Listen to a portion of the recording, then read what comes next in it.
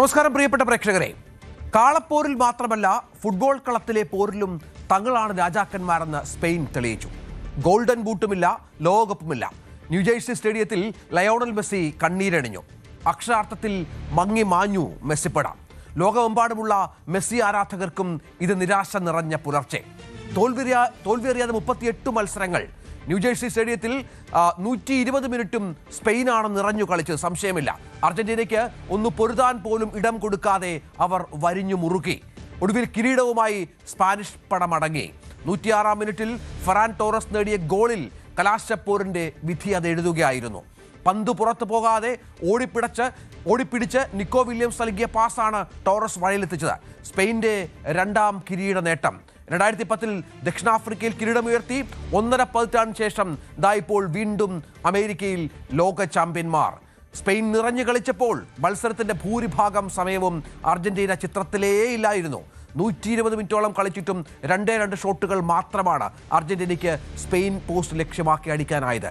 മെസ്സിയെ വിശ്വസിച്ചതാണോ ഇപ്പോൾ അർജന്റീനയ്ക്ക് വിനയായത്? മെസ്സി ശരിക്കും അവർക്ക് കപ്പ് നേടിക്കൊടുക്കും എന്നുള്ള പ്രതീക്ഷ പൂർണ്ണമായും ഇല്ലാതാകുന്ന മെസ്സി ആരാധകർ പൂർണ്ണമായും നിരാശരായ ഒരു ലോകകപ്പ് കൂടി കടന്നു പോകുന്നു. മെസ്സിക്ക് പന്ത് തൊടാൻ പോലും സാധിച്ചില്ല പലപ്പോഴും എന്നുള്ളതാണ് ഏറ്റവും പ്രധാന ഒരു റിസൾട്ടായി വന്നത്.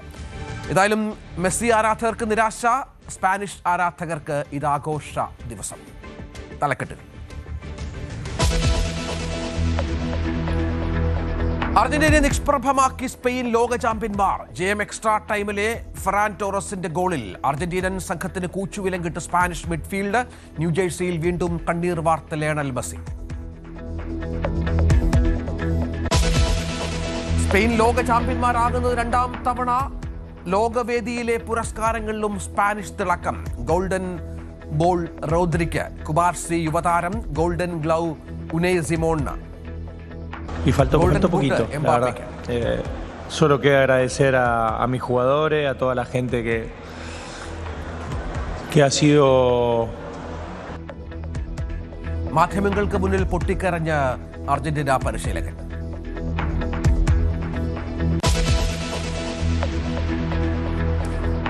പലവിധ വിവാദങ്ങൾക്കിടെ PSC യോഗം ഇന്ന്. മൂല്യനിർണ്ണയ പരാതി അന്വേഷണ സംഘത്തിന് കൈമാറുന്ന കാര്യം ചർച്ചയാകും. ഉത്തരക്കടലാസുകളും ഉത്തരസൂചികകളും PSC ആസ്ഥാനത്തെത്തി പരിശോധിക്കാൻ അന്വേഷണ സംഘം അനുവാദം നൽകി. PSC 10ാം തരം പ്രിലിമിനറി പരീക്ഷയുടെ ചോദ്യപേപ്പർ മാറ്റി നൽകിയതിലെ നടപടിയും തീരുമാനമാകും.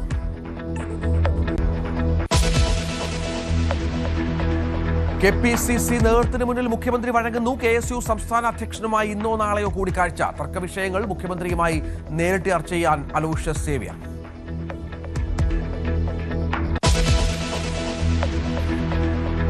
ക്രൂരതയുടെ പര്യായമായ ചെന്താമരയ്ക്കുള്ള ശിക്ഷ ഇന്ന്. പാലക്കാട് 4ാം കോടതിയിൽ വിധി പ്രഖ്യാപനം 11 മണിയോടെ. ശിക്ഷാവിധി സംബന്ധിച്ച വാദത്തിൽ ചെന്താമര പറഞ്ഞതെല്ലാം കള്ളമെന്ന് പ്രോസിക്യൂഷൻ. പരമാവധി ശിക്ഷ തന്നെ വിധിക്കുമെന്ന പ്രതീക്ഷയിൽ കൊല്ലപ്പെട്ട സുധാകരന്റെ മക്കൾ.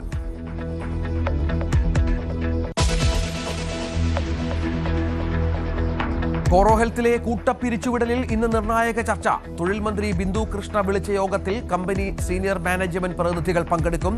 തൊഴിലാളികളെ സംരക്ഷിക്കണമെന്ന ഉറച്ച നിലപാടെടുക്കാൻ സർക്കാർ. കമ്പനി വഴങ്ങിയില്ലെങ്കിൽ നിയമവഴി തേടും.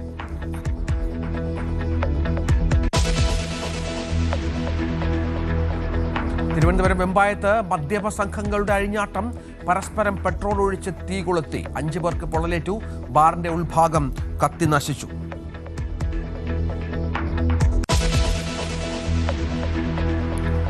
വിവാദ ബില്ലുകൾ അവതരിപ്പിക്കാനിരിക്കെ പാർലമെന്റിന്റെ വർഷകാല സമ്മേളനത്തിന് ഇന്ന് തുടക്കം. FCRI ഭേദഗതി ബില്ലും വന്ദേമാതരത്തെ അപമാനിക്കുന്നവർക്ക് ജയിൽ ശിക്ഷ ഉറപ്പാക്കുന്ന ബില്ലും സഭയിലേക്ക്.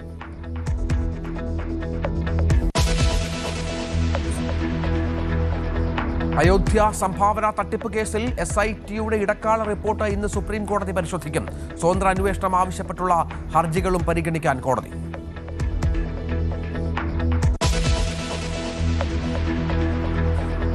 തുടർച്ചയായ 9ാം രാത്രിയും പശ്ചിമേഷ്യയിൽ കടുത്ത യുദ്ധം. ഇറാനെതിരെ വ്യോമാക്രമണം തുടർന്ന് അമേരിക്ക. വടക്കൻ ഇറാഖിൽ ഇറാന്റെ പ്രത്യാക്രമണത്തിൽ US സൈനികൻ കൊല്ലപ്പെട്ടു. ഖാർഖോവിൽ ആണവ നിലയത്തിൽ 1ലധികം പ്രൊജക്ടൈലുകൾ പതിച്ചതായി ഇറാനിയൻ ആണവ ഏജൻസി.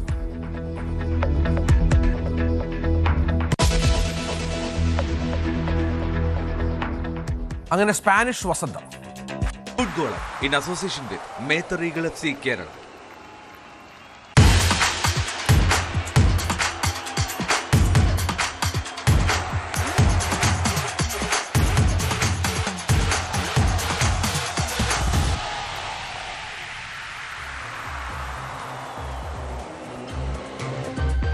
സ്പെയിൻ ഫുട്ബോൾ ലോകത്തിന്റെ പുതിയ അധിപന്മാരായി. നിലവിലെ ചാമ്പ്യന്മാരായ അർജന്റീനയെ എക്സ്ട്രാ ടൈമിലെ ഗോളിൽ വീഴ്ത്തിയാണ് സ്പെയിന്റെ കിരീടധാരണം. മത്സരത്തിലുടനീളം സമഗ്ര ആധിപത്യം പുലർത്തിയാണ് സ്പാനിഷ് ടീമിന്റെ ജയം.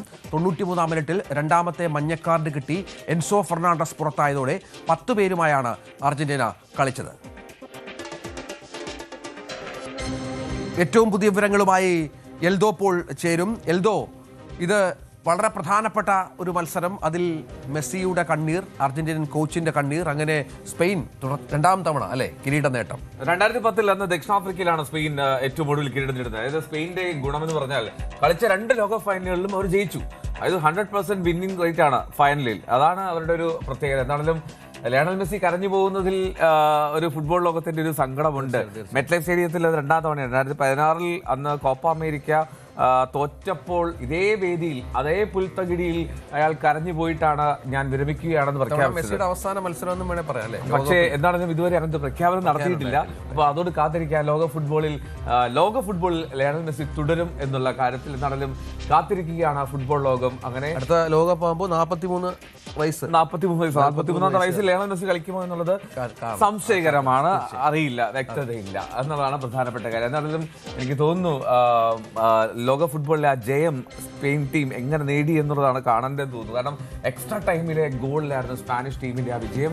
ഫെറാൻ ടോറസ്, ആ പേര് 7ാം നമ്പറുകാരൻ, CR7 എന്താണെങ്കിലും ലോക ഫൈനലിൽ അർജന്റീനയുടെ ആരാധകർക്ക്, അർജന്റീനയുടെ എതിരെ നിൽക്കുന്ന ആരാധകർക്കൊക്കെ സന്തോഷകരമായി തോന്നുന്നു ഫെറാൻ ടോറസിന്റെ ആ ഗോൾ നേട്ടത്തോടുകൂടി. അങ്ങനെ ആ നേട്ടത്തിൽ തീർത്തും കളം മങ്ങിയ മെസ്സി, തീർത്തും കളം മങ്ങിയ അർജന്റീന. ശരിക്കും അർജന്റീനയെ ഈ മെസ്സിയെ പൂട്ടുന്നതിൽ സ്പാനിഷ് സംഘം വിജയിച്ചു. അക്ഷരാർത്ഥത്തിൽ അതായത് സ്പെയിനിന്റെ മിഡ്ഫീൽഡ് ഗംഭീരമായി കളിച്ചു എന്നുള്ളതാണ് സന്തോഷകരം. സ്പെയിനിന്റെ മിഡ്ഫീൽഡ് അതിഭീകരമായി തന്നെ ആ മത്സരത്തിൽ കളം നിറഞ്ഞു നിന്നു. ആ മിഡ്ഫീൽഡാണ് മത്സരം നിയന്ത്രിച്ചതും ആ മത്സരത്തിൽ അർജന്റീനയ്ക്ക് ഇത്തരമൊരു തോൽവിക്ക് വഴിയൊരുക്കിയതും. അർജന്റീനയാകട്ടെ ഒരു സാഹചര്യവും ഉണ്ടാക്കിയില്ല ആ മത്സരത്തിൽ. 117ാമത്തെ മിനിറ്റിലാണ് ആദ്യമായിട്ടൊരു ആക്രമണം പോലും അർജന്റീന നടത്തുന്നത്. ഈ 2-2 തവണയാണ് അർജന്റീന ഒരു ഷോട്ട് ഉതിർത്തത് എന്ന് കാണുമ്പോൾ തന്നെ വ്യക്തമാകും ഈ ഫൈനലിൽ സ്പെയിൻ്റെ ഒരു ആധിപത്യം. അവർ എന്ത് കരുതി വെച്ചിരുന്നു അത് വ്യക്തമായി അവർ നടപ്പിലാക്കി എന്നുള്ളതാണ് പ്രധാനപ്പെട്ട കാര്യം. അർജന്റീന സ്പെയിൻ പോരാട്ടത്തിൻ്റെ ഒരു രസകരമായിട്ടുള്ള മത്സര ചിത്രമല്ല നമ്മൾ സ്കോർ കാർഡിൽ കാണുന്ന പോലെ. ഏകപക്ഷീയമായിരുന്നു ആ മത്സരം. അതിനൊപ്പം തന്നെ അർജന്റീനയ്ക്ക് ആ ജയം അത് അന്യമായി പോയി. ലോക ചാമ്പ്യന്മാർക്ക് ഈ വിശ്വവേദിയിൽ കിരീട തുടർച്ച അല്ലെങ്കിൽ ഭരണ തുടർച്ച എന്നൊക്കെ നമ്മൾ കരുതിയിരുന്നു. പക്ഷേ അതുണ്ടായില്ല എന്നുള്ളതാണ് രസകരം. ലയണൽ മെസ്സി വീണ്ടും കരഞ്ഞുപോയി. അജ്മൽ സ്പോർട്സ് ഡെസ്കിൽ നിന്ന്, വേൾഡ് കപ്പ് ഡെസ്കിൽ നിന്ന് വിവരങ്ങൾ നൽകും. അജ്മൽ, അങ്ങനെ ലയണൽ മെസ്സിയുടെ കണ്ണീർ ഒരിക്കൽ കൂടി വീണു മെറ്റ്ലൈഫ് സ്റ്റേഡിയത്തിൽ. ഒരു തരത്തിലും അർജന്റീനയ്ക്കോ ലയണൽ മെസ്സിക്കോ മറ്റ് താരങ്ങൾക്കോ അവസരം നൽകിയിരുന്നില്ല സ്പെയിൻ. സ്പെയിനിന്റെ സമ്പൂർണ്ണ ആധിപത്യമായിരുന്നു. എന്തായിരുന്നു മത്സരത്തിന്റെ ഒരു പൊതുചിത്രം? എൽദോ, നമ്മൾ മത്സരം ഒന്നും കൂടി പരിശോധിക്കുകയാണെങ്കിൽ മത്സരം തികച്ചും ഏകപക്ഷീയമായിരുന്നു. എന്ന് വെച്ചാൽ സമ്പൂർണ്ണ ആധിപത്യം പുലർത്തി തന്നെയാണ് സ്പെയിൻ ഉടനീളം ആ എക്സ്ട്രാ ടൈമിൽ 120 മിനിറ്റും കളിച്ചത്. 118ാമത്തെ മിനിറ്റിൽ മാത്രമാണ് ലോക ചാമ്പ്യന്മാരായ അർജന്റീനയ്ക്ക് ഒരു ഷോട്ടെങ്കിലും അടിക്കാൻ പറ്റിയത്. അതുവരെ അർജന്റീനയുടെ ആക്രമണ നിരയെ എന്തിനധികം പറയണം, ആ ഗോൾ പോസ്റ്റ് അടുത്തോട്ട് പോലും സ്പെയിൻ്റെ ഡിഫൻസ് കിടക്കാൻ അനുവദിച്ചില്ല. ആ രീതിയിലുള്ള പെർഫോമൻസ് ആയിരുന്നു സ്പെയിൻ കാഴ്ചവെച്ചത്. അത് അവരുടെ റിസൾട്ടിലും കാണാൻ സാധിച്ചു. ഒരു പക്ഷേ അർജന്റീനിയൻ സ്കോഡിൽ എമിലിയാനോ മാർട്ടിൻസ് എന്ന് പറഞ്ഞ ഗോൾ കീപ്പർ ഇല്ലായിരുന്നെങ്കിൽ, ആ കാവൽമാലാക ഇല്ലായിരുന്നെങ്കിൽ ഇതായിരുന്നില്ല സ്കോർ കാർഡ്. അദ്ദേഹം 11 സേവാണ് ഈ ഒറ്റ മത്സരം നടത്തിയത്. അതുകൊണ്ട് ഒരു റെക്കോർഡും കിട്ടിയിട്ടുണ്ട്. ഒരു വേൾഡ് കപ്പ് ഫൈനലിൽ ഏറ്റവും കൂടുതൽ സേവ് ചെയ്യുന്ന ഒരു ഗോൾ കീപ്പർ എന്ന റെക്കോർഡ് ഇപ്പോൾ എമിലിയാനോ മാർട്ടിൻസിൻ്റെ പേര് തന്നെയാണ്. അതുപോലെ തന്നെ അർജന്റീനയ്ക്ക് വേറൊരു നമുക്കൊരു നാണം കെട്ട റെക്കോർഡും കിട്ടി. അത് മറ്റൊന്നുമല്ല, 90 മിനിറ്റും ഒരു ഷോട്ട് പോലും അടിക്കാൻ കഴിയാത്ത ഒരു ടീമായി മാറിയിരിക്കുകയാണ് അർജൻറ്റീന. 90 മിനിറ്റിൽ ഒരു ഷോട്ട് പോലും അവർക്ക് അടിക്കാൻ പറ്റിയിട്ടില്ല. എക്സ്ട്രാ ടൈമിലെ 118 മിനിറ്റ്, അത് നിങ്ങൾ നോക്കണം, വെറും 2 മിനിറ്റ് മാത്രം ശേഷിക്കുക കളി അവസാനിക്കുക. ആ ഒരു സമയത്താണ് അർജൻറ്റീന ഒരു ഷോട്ട് അടിക്കുന്നത്, അതും മെസ്സി ക്രിയേറ്റ് ചെയ്തൊരു ചാൻസിൽ. അതുവരെ മെസ്സിയെ അനങ്ങാൻ പോലും സ്പാനിഷ് ഡിഫൻസ് നിര, പ്രതിരോധ നിര അനുവദിച്ചതില്ല. അത് തന്നെ ഇങ്ങനെ നോക്കുകയാണെങ്കിൽ നമ്മൾ മാച്ചിൻ്റെ ഓരോ നിമിഷം നോക്കുകയാണെങ്കിൽ 93-ാം മിനിറ്റ് എൻസോ ഫെർണാണ്ടസിൻ്റെ റെഡ് കാർഡ് വാങ്ങിച്ചു പോയ നിമിഷം അതുവരെ അതിനുശേഷം 10 പേരാട് ചുരുങ്ങിയിട്ടാണ് അവർ മത്സരം പൂർണ്ണമായിട്ടും കളിക്കാൻ നോക്കിയത്. പക്ഷേ എന്തോ 106-ാം മിനിറ്റിൽ ഫെറാൻ ടോറസിൻ്റെ ഒരു ഗോളിൽ, നമ്മൾ ഫെറാൻ ടോറസിൻ്റെ ഗോളിനൊരു ഒരു മാധുര്യമുണ്ട്. ഈ വേൾഡ് കപ്പ് തുടങ്ങിയ അന്ന് മുതൽ സ്പെയിൻ കളിക്കാൽ ഏറ്റവും കൂടുതൽ സോഷ്യൽ മീഡിയ ട്രോളുകളും ഏറ്റവും കൂടുതൽ പരിഹാസങ്ങളും ഏറ്റുവാങ്ങിയ താരമായിരുന്നു ഫെറാൻ ടോറസ്. തനിക്ക് ഫെറാൻ ടോറസിന് ഒരു പന്തോ ഒരു അസിസ്റ്റോ കൊടുത്തു കഴിഞ്ഞാൽ താനത് ഗോൾ പോസ്റ്റിന് അടിക്കുന്ന പകരം അത് നേരെ അടിച്ചു കഴിയുന്നത് ഗാലറിയിലേക്ക് ആണെന്ന രീതിയിലുള്ള ട്രോളുകൾ നിറഞ്ഞു നിന്നപ്പോൾ ആ മനുഷ്യൻ തന്നെയാണ് ഈ സ്പെയിൻ്റെ വേൾഡ് കപ്പിന് 2ാം ലോക കിരീടം ചൂടാൻ വേണ്ടിയുള്ള ആ ഗോൾ അടിച്ചത് തന്നെ. അതൊരു ആ ഗോളിന് ഏറെ മാധുര്യം നൽകുന്ന ഒരു മധുര പ്രതികാരം കൂടിയാണ് ഫെറാൻ ടോറസിൻ്റെ.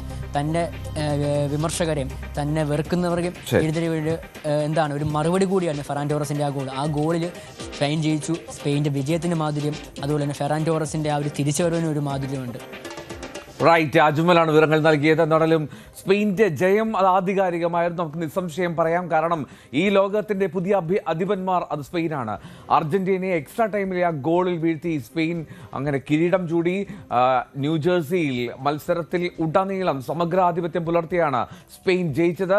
93-ാമത്തെ മിനിറ്റിൽ 2ാമത്തെ മഞ്ഞക്കാട് കിട്ടി എൻസോ ഫെർണാണ്ടസ് പുറത്തായതുകൂടി ചെയ്തതോടെ 10 പേരുമായിട്ടാണ് അർജന്റീന ഈ മത്സരം പൂർത്തിയാക്കിയത്. നമുക്ക് റിപ്പോർട്ട് കാണാം.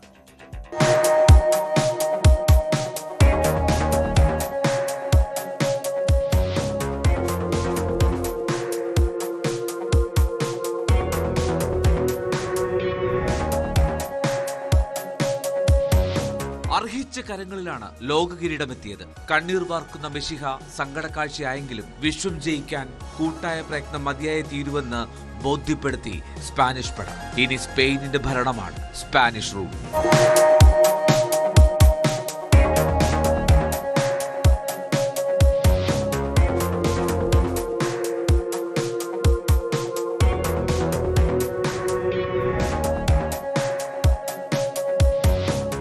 നിശബ്ദനായിരുന്നു ന്യൂജേഴ്സിയിൽ. മെസ്സിയെ നിശബ്ദനാക്കി എന്ന് പറയുന്നതാകും ഉചിതം. തൊടുന്നതെല്ലാം പൊന്നാക്കുന്ന മാന്ത്രികനെ തൊടാൻ വിടാതിരിക്കുക എന്ന ആദ്യ തന്ത്രം തന്നെ വിജയിപ്പിച്ചു സ്പെയിൻ. അലസമായ പാസുകൾ അർജന്റീനയ്ക്ക് വാരിക്കുഴി തീർത്തു. ഗോൾ കീപ്പർ എമിലിയാനോ മാർട്ടിനസിന്റെ 11 സേവുകൾ ഇല്ലായിരുന്നുവെങ്കിൽ ഇതാകുമായിരുന്നില്ല സ്കോർ കാർഡ്. മൂർച്ചയില്ലാത്ത സ്പാനിഷ് ആക്രമണവും അർജന്റീനയ്ക്ക് കരുതലായി.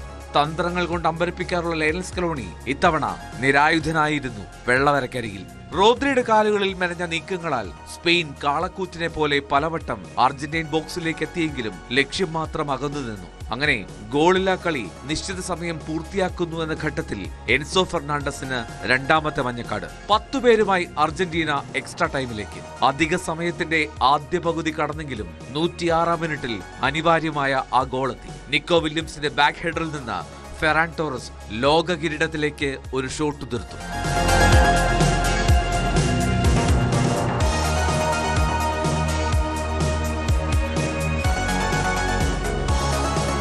പിന്നീടെല്ലാം ഔപചാരികത മാത്രം. 20 ഷോട്ടുകൾ എടുത്ത സ്പെയിന് മുന്നിൽ അർജന്റീനയ്ക്ക് അവകാശപ്പെടാൻ 2 എണ്ണം മാത്രം. 858 പാസുകൾ സ്പെയിൻ കൂട്ടിയിണക്കിയപ്പോൾ അർജന്റീന നടത്തിയത് 456 എണ്ണം മാത്രം. കയ്യാങ്കളിയിൽ തീർന്ന പോരിനൊടുവിൽ ഓർമ്മയിൽ നിലനിൽക്കുക സ്പാനിഷ് വിജയാഘോഷമാണ്.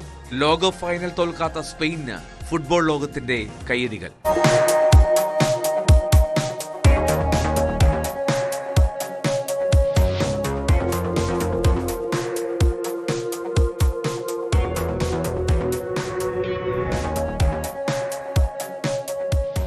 Welcome desk news 18. ഫൈനലിന് ശേഷം മാധ്യമങ്ങൾക്ക് മുന്നിലെത്തിയ അർജന്റീന പരിശീലകൻ ലയണൽ സ്കലോണി വികാരാധീനനായി. വാക്കുകൾ പൂർത്തിയാക്കാൻ കഴിയാതെ പൊട്ടിക്കരഞ്ഞാണ് സ്കലോണി വാർത്താ സമ്മേളനം പൂർത്തിയാക്കാൻ കഴിയാതെ മടങ്ങിയത്. Habría que hablarlo. Yo al presidente le estoy agradecido por haberme dado la oportunidad esta de estar en el lugar.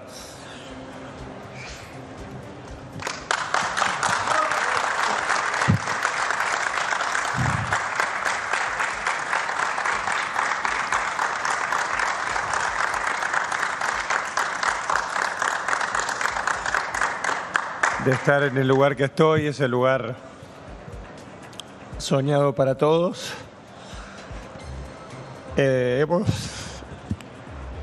Hemos intentado hasta el último momento dar el máximo como cuerpo técnico, los jugadores, y creo que es justo que me pueda tomar este tiempo y pensarlo.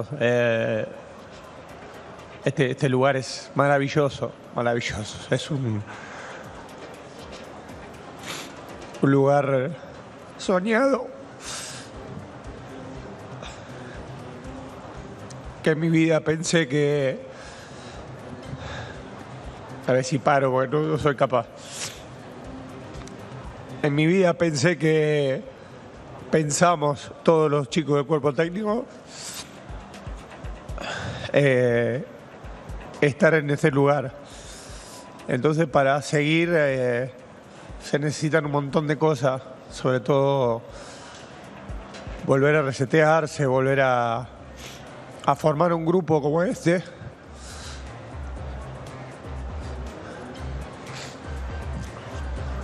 Que difícilmente se vuelve a formar y me duele el alma. Lo siento.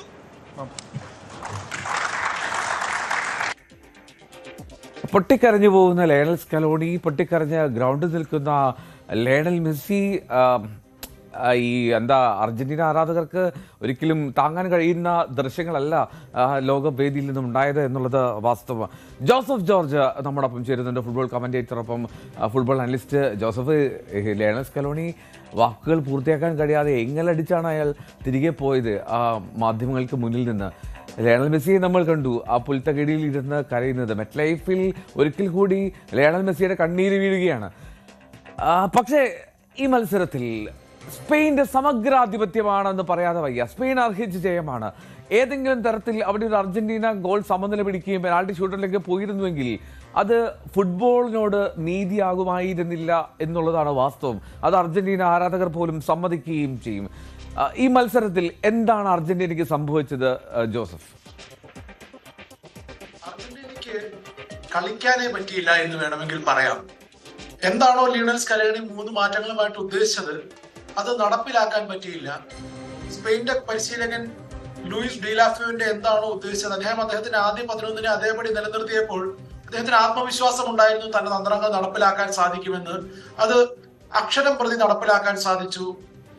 എന്താണോ ഫ്രാൻസിന് പറ്റിയ അബദ്ധം സ്പെയിനെതിരെ, 2 മിഡ്ഫീൽഡേഴ്സുമായി സ്പെയിനെതിരെ പോയി, 2 central മിഡ്ഫീൽഡേഴ്സുമായിട്ട് ആ Spain അവരായിട്ട് വട്ടം കറക്കി, പന്ത് കൊടുത്തില്ല, പൊസിഷൻ കൊടുത്തില്ല, മുഴുവൻ ആധിപത്യവും അവരുടെ കയ്യിലായിരുന്നു. മിക്കപ്പോഴും നമ്മൾ ചേസ് ചെയ്യുന്നതാണ് ഫ്രഞ്ച് താരങ്ങളെ, കിലിയൻ എംബാപ്പെ അടക്കം കണ്ടത്.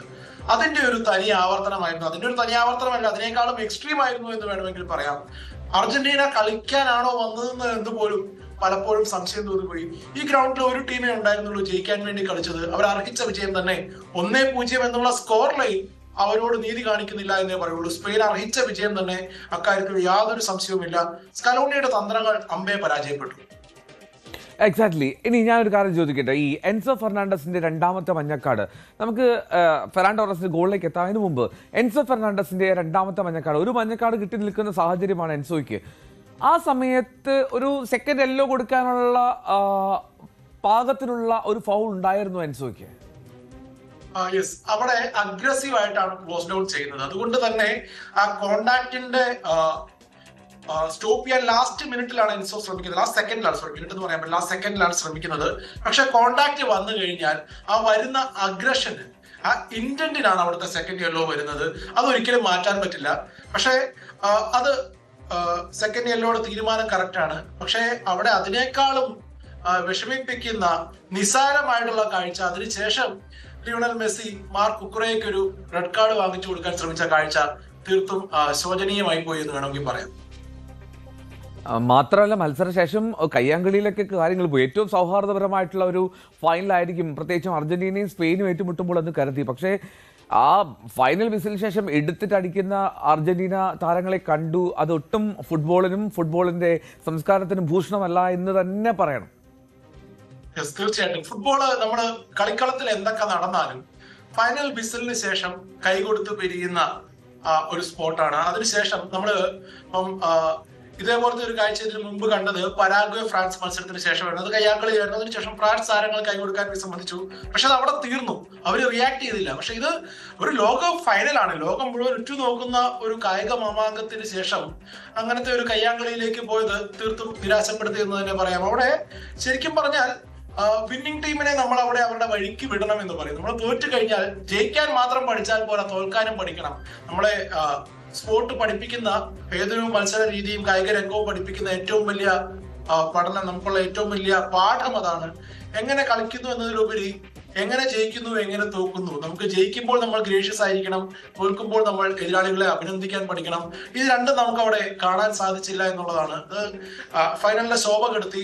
എന്തൊക്കെ പറഞ്ഞാലും സ്പെയിനിന്റെ പെർഫോമൻസിനെ നമുക്ക് ഒരിക്കലും എഴുതള്ളാൻ പറ്റില്ല. അവര് നേരത്തെ പറഞ്ഞ പോലെ 1-0 ജയിച്ചുള്ളൂ, അതിന് എക്സ്ട്രാ ടൈം വേണ്ടി വന്നല്ലോ എന്നുള്ള ഒരു ചിന്ത മാത്രമേ ഉള്ളൂ. അത്ര മനോഹരമായിട്ടാണ് അവർ കളി നിയന്ത്രിച്ചത്.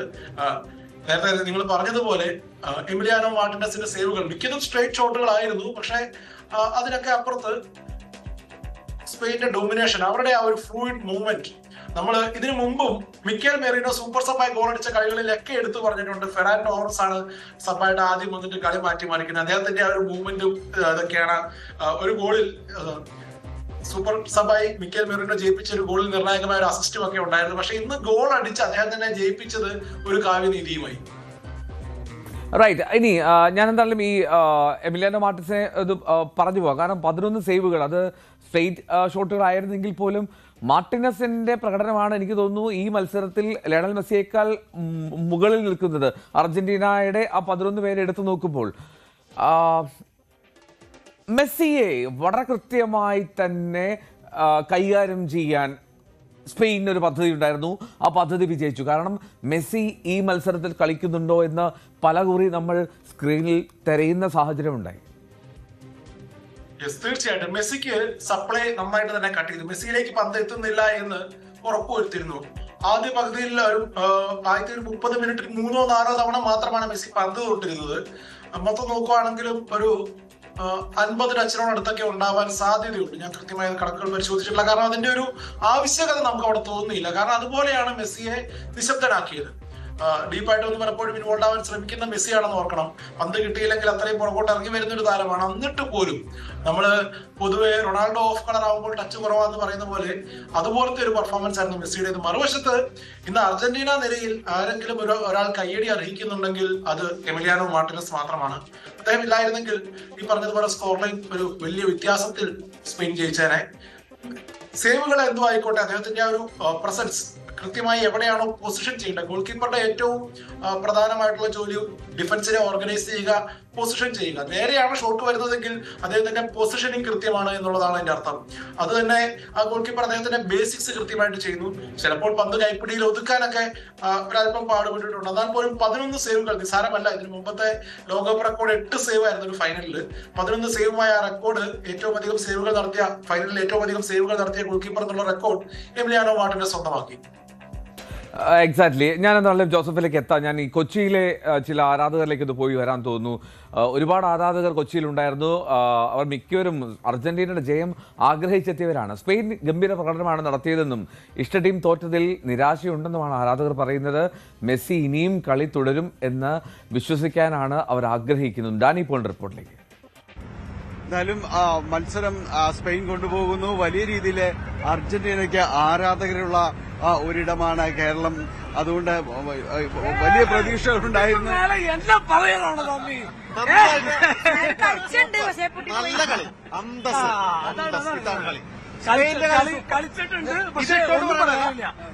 സ്പെയിൻ സൂപ്പറായിട്ട് കളിച്ചു. അതാണ് എന്തായാലും സ്പെയിന്റെ മത്സരം മികച്ചതായിരുന്നു എന്ന് തന്നെ. എന്തെങ്കിലും കളി മോശമായിരുന്നു. അർജന്റീന പൊതുവിൽ നമ്മൾ പ്രതീക്ഷിച്ചിരുന്നു അല്ലേ? പ്രതീക്ഷിച്ചിരുന്നു കപ്പ് എടുക്കുന്നതാണ് പ്രതീക്ഷ. പക്ഷെ കളി വളരെയധികം നമ്മൾ പ്രതീക്ഷിച്ച പോലെ ആയിപ്പോയില്ല. ആ രീതിയിലായില്ല അല്ലേ? അതെ. എങ്ങനെയുണ്ട്? നിരാശയോ? റെഫറി കാശ് പിടിച്ചിട്ടുണ്ടെന്ന് തോന്നുന്നു. അങ്ങനെ ഒരു കളിയാണ് കണ്ടത്. കാര്യം രണ്ടാമത്തിലെ യെല്ലോ കാർഡ് കൊടുക്കേണ്ട ഒരു ആവശ്യവും ഇല്ല. അടി ഡയറക്റ്റ് ഫൗളും ഇല്ല, ഇൻഡയറക്റ്റ് ഫൗളാണ്. അപ്പൊ കാശ് മേടിച്ച് കളിച്ചെന്നാണ് എനിക്ക് തോന്നുന്നത്. സ്പെയിനിൽ 10 പേരായിട്ട് കളിക്കാൻ ഒരിക്കലും അർജന്റീനക്ക് പറ്റില്ല, നമുക്കറിയാലോ. അല്ലെങ്കിൽ തന്നെ ഡിഫൻസിലേക്ക് നിന്നിട്ടാണ് കളിച്ചോണ്ടിരുന്നത് വെച്ചു. അപ്പൊ ആ റെഫറി നല്ല രീതിയിൽ കാശ് മേടിച്ചിട്ടുണ്ട്. അതാണ് റെഫറിയുടെ ഏറ്റവും വലിയ വാല്യൂ. എന്തായാലും പല അഭിപ്രായങ്ങളും. സ്പെയിനും നല്ലോണം കളിച്ച് നന്നായിട്ട് കിട്ടില്ല കളി നല്ലായിരുന്നു. ആണോ? എന്തായാലും കഴിഞ്ഞിറങ്ങിയാണോ? ഭയങ്കര വിഷമായി. ലാസ്റ്റിങ് ഇറങ്ങി മെസ്സിക്ക് വേണ്ടി മരിക്കുമായിരുന്നു. ഭയങ്കര വിഷമം എന്നാ പറയാം. ഭയങ്കര. പക്ഷേ സ്പെയിൻ ഡിസേർവ് ചെയ്യുന്നുണ്ടായിരുന്നു. അവർ നന്നായിട്ട് കളിച്ചു. പക്ഷേ മെസ്സി ഇവിടെ അർജന്റീന ഗോളി സൂപ്പർ. അല്ലെങ്കിൽ ഒരുപാട് നേരത്തെ അടിച്ചേനെ. നേരത്തെ കളി തീർന്നേനെ. അദ്ദേഹത്തിന് ശരിക്കും പറഞ്ഞാൽ സമ്മതിക്കണം. പക്ഷെ ഭയങ്കര ഒരു ഹാർട്ട്, ഭയങ്കര ഒരു പെയിനാ. സോറി. മെസ്സി ജീവനാ. കാരണം എന്റെ മകൻ ഫുട്ബോൾ പ്ലെയറാണ്. ഹൈദരാബാദിലുള്ള. മെസ്സിയെ കണ്ടു ഹൈദരാബാദിൽ വന്നപ്പോഴേ നേരിട്ട്. മകനും മരുമകളും ഫുട്ബോൾ പ്ലെയറാണ് രണ്ടുപേരും. മെസ്സി ആരാധകർ അവര് പിരിഞ്ഞു പോകുന്നില്ല. വലിയ സങ്കടത്തോടു കൂടി തന്നെയാണ് പോകുന്നത്. കാരണം വലിയ രീതിയിൽ വിജയം നേടുമെന്നുള്ള ഒരു പ്രതീക്ഷയ്ക്കായിരുന്നു എല്ലാവർക്കും ഉണ്ടായിരുന്നത്. അത് മാറുന്നു എന്നതാണ്. വലിയ പ്രതീക്ഷയോടെ ആ സ്റ്റേഡിയത്തിൽ ഇവിടേക്ക് കളി കാണാൻ ബിഗ് സ്ക്രീനിലേക്ക് എത്തിയവരെല്ലാവരും തന്നെ ഇറങ്ങുന്നു. എന്തായി? സങ്കടമായോ? വളരെ സങ്കടമായി. എങ്ങനെയാണ് മനസ്സിലായി? സ്പെയിൻ ഡിസർവിംഗ് ആയിരുന്നു. ഡിസർവിംഗ് ആണ്. കുഴപ്പമില്ല. ഞങ്ങൾ കഴിഞ്ഞ കപ്പ് അടിച്ചല്ലേ. ഫൈനൽ എത്തിയ സന്തോഷമുണ്ട്. ഞാൻ അർജന്റീന എത്തിയൊരു സന്തോഷമുണ്ട്. ഒരു വേൾഡ് കപ്പ് കിട്ടും വിചാരിച്ചു. സാരില്ല. സ്പെയിൻ ഡിസർവിംഗ് ആയിരുന്നു.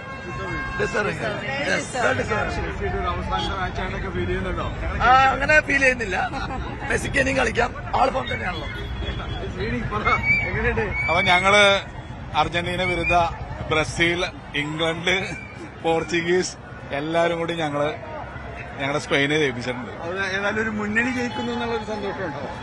അല്ലെ, ശരിക്കും ഇന്നത്തെ കളി നോക്കിയ വൺ സൈഡഡ് അല്ലേ. ഏറ്റവും നല്ല കളി കളിച്ചത്, നല്ല പാസിംഗ് ഗെയിം കളിച്ചത് സ്പെയിൻ തന്നെയാണ്.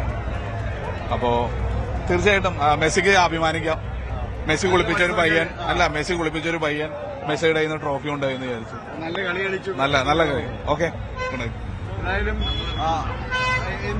അർജന്റീന ഇത്രയും വൃത്തികെട്ട കളി ഇതുവരെ ഞാൻ കണ്ടിട്ടില്ല. അർജന്റീനയുടെ എത്ര ഫൗളായിരുന്നു കളിച്ചിരുന്നത്.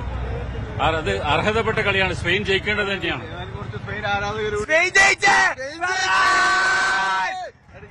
വരുമ്പോ തോന്നിയിരുന്നു 38 ദിവസം മുമ്പ് തുടങ്ങിയതാണ് ജയിക്കും എന്ന് പറയുന്നത്. ഇന്ന് ജയിച്ച് അടിപൊളി കളി. ഒന്നും പറയാനില്ല. നല്ല ബാക്കി ഫാൻസ് ഒക്കെ പോണണ്ട. എന്തായാലും കൂടുതൽ നിശബ്ദത തന്നെയാണ്. കാരണം വലിയ രീതിയിൽ അർജന്റീനിയൻ ആരാധകരെല്ലാം തന്നെയാണ് ഇവിടേക്ക് എത്തിയിരുന്നത്.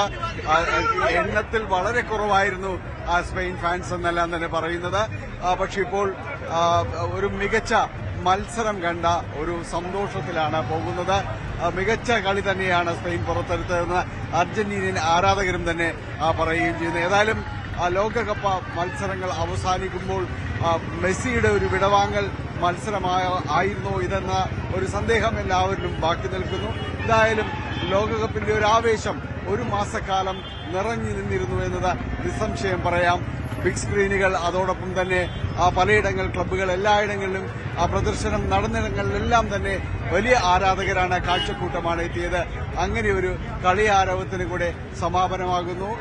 മികച്ച മത്സരം കണ്ടതിന്റെ സന്തോഷത്തോടെ ആരാധകരും മടങ്ങുകയാണ്. ക്യാമറമാൻ കെ പി ദാനേഷിനൊപ്പം ഡാനി പോൾ, ന്യൂസ് 18 കൊച്ചി. ജോസഫ് ജോർജ്, എന്നാൽ ആരാധകർ ഈ പറയുന്നതിലെ നിരാശ സ്വാഭാവികമാണ്. കേരളത്തിലെ ഫുട്ബോൾ ആരാധകർക്ക് അർജന്റീനയും ലയണൽ മെസ്സിയും ജയിക്കണമെന്ന് ആഗ്രഹിക്കുന്നവരാണ് ഭൂരിഭാഗമെന്ന് നമുക്ക് ഇന്നലെ രാത്രി മുതൽ നമ്മൾ കാണുന്നതാണ്. ആ ഫുട്ബോൾ ആവേശമൊക്കെ പരിശോധിക്കുമ്പോൾ ഞാൻ ചോദിക്കട്ടെ, ഈ അർജന്റീനയുടെ ആദ്യ 11 പ്രഖ്യാപിച്ചപ്പോൾ മുതൽ ആകെ പ്രശ്നങ്ങൾ തുടങ്ങിയില്ലേ? പാരഡൈസിനെ ഒഴിവാക്കിയത് മുതൽ തുടങ്ങിയില്ലേ കാര്യങ്ങൾ? എന്തായിരിക്കും ആ ആലോചനയിലേക്ക് സ്കലോണി പോയത് എന്ന് കണ്ടെത്താൻ കഴിയുന്നുണ്ടോ? അറിയില്ല. നമ്മൾ ഇന്നലെ ഊഹിച്ചതുപോലെ അത് വിങ്ങുകളിൽ കൂടെ ആക്രമിക്കാനായിരിക്കാം. പക്ഷേ പന്ത് കിട്ടിയാലല്ലേ ആക്രമിക്കാൻ പറ്റുള്ളൂ. നിക്കോ ഗോൺസാലസിനെ കൊണ്ടുവന്നപ്പോൾ ആ ഒരു ചിന്തയായിരുന്നു ഉണ്ടായിരുന്നത്, വേറെ ഒരു ചിന്തയുമില്ല. പക്ഷെ അത് ഒരിക്കലും പരേഡസിനെ പിൻവലിച്ചുകൊണ്ടാവില്ല. മധ്യനിരയിൽ അവർ 4 പേരെ നിലനിർത്തുമെന്ന് തന്നെ ആയിരുന്നു പ്രതീക്ഷിച്ചിരുന്നത്. അവിടെയാണ് പരേഡേഴ്സ് ഇല്ലാതായി പോയപ്പോൾ ഒരു വലിയൊരു വ്യത്യാസം. കാരണം അദ്ദേഹത്തിന്റെ ശാരീരിക ക്ഷമത ഇല്ലാത്തതാണെങ്കിൽ ഒരിക്കലും രണ്ടാം പകുതിയുടെ തുടക്കത്തിലെ സഫായിട്ട് വരില്ലല്ലോ. വന്നപ്പോൾ തന്നെ അദ്ദേഹത്തിന് ഒരു യെല്ലോ കാർഡ് കിട്ടി. അതുകൊണ്ട് തന്നെ ആ കൊണ്ടുവന്ന എഡ്ജും നഷ്ടപ്പെട്ടു. അപ്പൊ പരേഡേഴ്സിനെ എന്തിനാണ് അവിടെ ഉദ്ദേശിച്ചത്? നമ്മൾ പറയുന്ന പോലെ കുറച്ച് ടാക്ടിക്കൽ ഫൗളുകൾ, കുറച്ച് നിഗ്ലിംഗ് ഫൗളുകൾ, തന്ത്രപരമായി എതിരാളികളെ ചൊടിപ്പിക്കുന്ന ഫൗളുകളൊക്കെ ചെയ്ത് തുടക്കം മുതൽ, അതല്ലാതെ തന്നെ അർജന്റീന ചെയ്യുന്നുണ്ടായിരുന്നു തുടക്കം മുതൽ. അവരുടെ ഒരു സ്ഥിരം ശൈലിയാണത്. അങ്ങനെ കളിക്കുമ്പോൾ തുടക്കത്തിൽ തന്നെ ആ മിഡ്ഫീൽഡിൽ അങ്ങ് ടൈറ്റ് ആക്കിയിരുന്നെങ്കിൽ സ്കലോണിയുടെ തന്ത്രങ്ങൾ നമുക്ക് കുറച്ചുകൂടെ മനസ്സിലാക്കാൻ പറ്റുമായിരുന്നു. ഇത് സ്ഥിരം ആവനാഴിയിൽ നിന്നും കളി തിരിച്ചു പിടിക്കാൻ എടുക്കുന്ന അസ്ത്രത്തെ ആദ്യം ഉപയോഗിച്ചും പോയി, പിന്നീട് തിരിച്ചു പിടിക്കാൻ അസ്ത്രങ്ങൾ ഇല്ലാതായി പോയി. അതാണെന്ന് ശരിക്കും സംഭവിച്ചത്. 70-ാം മിനിറ്റിൽ 5 സബ്സ്റ്റിറ്റ്യൂഷനും തീർന്നു സ്കലോണിയുടെ. അത് കളിയിലെ ഓരോ മാറ്റങ്ങൾക്കും സ്പെയിൻ ടാക്ടിക്കൽ അഡ്വാൻറ്റേജ് എടുക്കാൻ നോക്കുമ്പോൾ അവരുടെ തമ്മിൽ സബ്സ്റ്റിറ്റ്യൂഷൻ കൊണ്ടുവരുമ്പോൾ അർജന്റീന കൊണ്ടുവരുന്നു. ചില ഫോഴ്സ്ഡ് ചേഞ്ചസ് ഉണ്ടായിരുന്നു. അങ്ങനെ ഒക്കെ നോക്കുമ്പോൾ സ്കലോണിയുടെ തന്ത്രങ്ങൾ ഇന്ന് വിജയിച്ചില്ല എന്നുള്ളത് നിസ്സംശയം പറയാം. ഒരു കളിക്കളത്തിൽ ഒരു തരത്തിലുള്ള മേധാവിത്വവും കിട്ടിയില്ല. റൈറ്റ്. ഞാൻ ജോസഫിലേക്ക് വീണ്ടും എത്താം. ഞാൻ മറ്റൊരു പ്രധാനപ്പെട്ട റിപ്പോർട്ടിലേക്ക് കൂടി പോയാൽ, അതായത് വേറെ ഒന്നുമല്ല, ആ ലോകകപ്പ് വേദിയിലെ പ്രധാന പുരസ്കാരങ്ങളെല്ലാം സ്വന്തമാക്കിയത് സ്പാനിഷ് താരങ്ങളാണ്. മികച്ച താരത്തിനുള്ള ഗോൾഡൻ ബോൾ പുരസ്കാരം സ്പാനിഷ് ക്യാപ്റ്റൻ റോദ്രി സ്വന്തമാക്കി. സ്പെയിൻ ഗോൾ കീപ്പർ ഉനൈ സിമോണാണ് ഗോൾഡൻ ഗ്ലൗ സ്വന്തമാക്കിയത്. കുബാർസി മികച്ച യുവതാരവുമായി. ഇനി ഗോൾഡൻ ബൂട്ട് നമുക്ക് സംശയമുണ്ടായിരുന്നില്ല, അത് ഫ്രഞ്ച് താരം കിലിയൻ എംബാപ്പയ്ക്ക് തന്നെ ലഭിച്ചു. ലോകകപ്പ് നേട്ടത്തോടൊപ്പം പ്രധാന പുരസ്കാരങ്ങളും സ്വന്തമാക്കിയാണ് ലോകകപ്പിന് സ്പെയിൻ തിരശ്ശീലയിട്ടത്. മെസ്സിയെ മറികടന്ന് ഈ ടൂർണമെന്റിലെ ഏറ്റവും മികച്ച താരത്തിനുള്ള ഗോൾഡൻ ബോൾ പുരസ്കാരം സ്പെയിന്റെ ക്യാപ്റ്റനും മിഡ്ഫീൽഡ് ജനറലുമായ റോദ്രി സ്വന്തമാക്കി. മധ്യനിരയിൽ കളി നിയന്ത്രിക്കാനും പ്രതിരോധത്തിന് കരുത്തു പകരാനും റോദ്രി പ്രകടമാക്കിയ അസാധാരണ മികവാണ് ടൂർണമെന്റിലെ മികച്ച താരമെന്ന പദവിക്ക് അർഹനാക്കിയത്. മികച്ച ഗോൾ കീപ്പർക്കുള്ള ഗോൾഡൻ ഗ്ലൗ പുരസ്കാരവും സ്പാനിഷ് സംഘത്തിലേക്ക് തന്നെ എത്തി. സ്പാനിഷ് ഗോൾ വല കാത്ത ഉനായ് സിമോണാണ് ഈ നേട്ടം കൈവരിച്ചത്. ടൂർണമെന്റിലുടനീളം ഒരു ഗോൾ മാത്രം വഴങ്ങി 7 മത്സരങ്ങളിൽ ക്ലീൻ ഷീറ്റ് നിലനിർത്തിയാണ് സിമോൺ ഗോൾഡൻ ഗ്ലൗവിൽ മുത്തമിട്ടത്. യുവതാരങ്ങളുടെ നിരയിൽ വിസ്മയമായി മാറിയ സ്പെയിന്റെ 19-കാരൻ പ്രതിരോധ താരം കുബാർസിയാണ് ബെസ്റ്റ് യങ് പ്ലെയർ. സെമി ഫൈനലിൽ സ്പെയിനോട് പരാജയപ്പെട്ടെങ്കിലും ഫ്രാൻസിന്റെ സൂപ്പർ താരം കിലിയൻ എംബാപ്പെ ടൂർണമെന്റിൽ 10 ഗോളുകൾ നേടി ഏറ്റവും കൂടുതൽ ഗോൾ നേടുന്നവനുള്ള ഗോൾഡൻ ബൂട്ട് സ്വന്തമാക്കി. കിരീട നേട്ടത്തോടൊപ്പം പ്രധാന പുരസ്കാരങ്ങളെല്ലാം തങ്ങളുടെ ക്യാമ്പിലെത്തിച്ച് 2026 ലോകകപ്പിൽ പൂർണ്ണാധിപത്യം സ്ഥാപിച്ചിരിക്കുകയാണ് Spain. World cup desk, news 18. Joseph, ഏറെക്കുറെ സമ്പൂർണ്ണാധിപത്യമായിരുന്നു സ്പെയിൻ്റേത് എന്ന് പറയണം. കാരണം ഈ ടൂർണമെന്റിൽ ഒരു ഗംഭീര പ്രയാണം നടത്തിയ ഒരു സംഘം അത് ഫ്രാൻസാണ്. ആ ഫ്രാൻസിനെ വീഴ്ത്തിയാണ് സ്പെയിൻ ഫൈനലിലേക്ക് എത്തിയത്. അപ്പോൾ അത് മുതൽ തന്നെ സ്പെയിനിൻ്റെ ടൂർണമെൻ്റ് ആണ് എന്നുള്ളത് ഏറെക്കുറെ ഊഹിക്കാമായിരുന്നു, ഉറപ്പിച്ചിരുന്നു. ഈ ടൂർണമെന്റിൽ നമ്മളൊരു വൈൻഡപ്പിലേക്ക് എത്തുമ്പോൾ എന്തൊക്കെയാണ് പ്രധാനപ്പെട്ട പോസിറ്റീവ് ഔട്ട്കമുകൾ? റോഡ്രിക്ക് ആ ഗോൾഡൻ ബോൾ കിട്ടിയെന്നുള്ളത് തന്നെ ഒരു വലിയ പോസിറ്റീവാണ്. പൊതുവെ ഗോളുകൾക്കും അസിസ്റ്റുകൾക്കും പുറകെ പോകുന്ന ഒരു പതിവുണ്ട്. അതിൽ നിന്ന് വ്യത്യസ്തമായി ഏറ്റവും മികച്ച കളിക്കാരൻ എന്തുകൊണ്ടാണോ സ്പെയിൻ വേൾഡ് കപ്പ് ജയിക്കാനുള്ള പ്രധാന കാരണം, ആ കാരണക്കാരന് തന്നെ ഈ ടൂർണമെന്റിലെ ഏറ്റവും മികച്ച കളിക്കാരനുള്ള അവാർഡ് നൽകിയതിൽ വളരെയധികം സന്തോഷമുണ്ട്. അതൊരു വളരെ ഡിഫിക്കൽട്ട് ആയിട്ടുള്ള ഡിസിഷനാണ്. കാരണം ലിയോണൽ മെസ്സിക്ക് കൊടുക്കുക വളരെ എളുപ്പമുള്ളൊരു തീരുമാനമായിരുന്നു. പക്ഷെ അവിടെ വളരെ ലോജിക്കലായി ചിന്തിച്ചു, എന്തുകൊണ്ടാണ് ഫേവറേറ്റ്സ് ആയിട്ടുള്ള ഫ്രാൻസിനെ പരാജയപ്പെടുത്തിയത്, എങ്ങനെയാണ് ഫൈനലിൽ അർജന്റീനയെ നിലം തൊടിയിക്കാതെ പരാജയപ്പെടുത്തിയത്, ഇതൊക്കെ പരിഗണിക്കുമ്പോൾ നോക്കുമ്പോൾ ഒറ്റ ഉത്തരമേ ഉള്ളൂ റോഡ്രി. അത് തീർച്ചയായും അർഹിച്ച ഒരു അവാർഡ് തന്നെയാണ്. പൊതുവെ അതിനായിരിക്കും ഏറ്റവും കൂടുതൽ വിമർശനം കേൾക്കുന്നത്. കാരണം ഏറ്റവും അധികം മാൻ ഓഫ് ദി മാച്ച് കിട്ടിയ ആൾക്ക് കൊടുക്കുകയാണല്ലോ എളുപ്പം സൊല്യൂഷൻ. പക്ഷെ അതല്ല, ഏറ്റവും അധികം മത്സരങ്ങൾ നിയന്ത്രിച്ച് ഏറ്റവും മികച്ച പ്രകടനം പുറത്തൊരു താരത്തിന് കൊടുത്തു. ഇനി സ്പെയിനിന്റെ ഒരു ഫ്യൂച്ചറും സിസ്റ്റവും നോക്കുന്നതായിരിക്കും ഏറ്റവും വലിയൊരു പോസിറ്റീവ്. കുബാർസിക്ക് യങ് പ്ലെയർ അവാർഡ് കിട്ടിയത് പറഞ്ഞു. അതുപോലെ സ്പെയിനിന്റെ ഒരു സിസ്റ്റം, അവരുടെ പരിശീലകനെ നമ്മൾ നോക്കുക, അവരുടെ യൂത്ത് സിസ്റ്റത്തിൽ നിന്ന് പ്രൊമോട്ട് ചെയ്ത് വന്ന പരിശീലകനാണ്. ഒത്തിരി കാലങ്ങളായി ഈ യുവതാരങ്ങളെ പരിശീലിപ്പിച്ച് അങ്ങനെ അതേ ഒരു സിസ്റ്റത്തിൽ നിന്ന് മുകളിലേക്ക് വന്നതുകൊണ്ട് തന്നെ അദ്ദേഹത്തിന് സിസ്റ്റം ഇംപ്ലിമെന്റ് ചെയ്യാൻ വലിയ ബുദ്ധിമുട്ടുണ്ടായിരുന്നില്ല.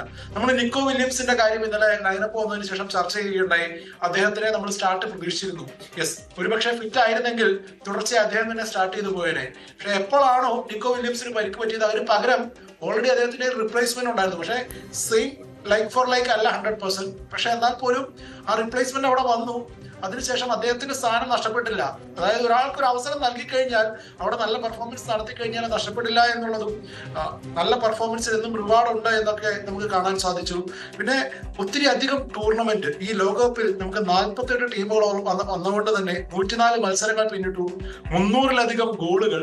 അത് ഇന്നലെ രാവിലെ നമുക്കൊരു ഗോൾ മഴയും ഉണ്ടായിരുന്നു. അങ്ങനെ ഓർത്തിരിക്കാൻ ഒട്ടനവധി മെമ്മറികളുണ്ട്. ബൊസീനിയയും കാബോവരുടെയും ഈ അടുത്ത കാലത്തെങ്ങും ആളുകൾ മറക്കാൻ വഴിയില്ല.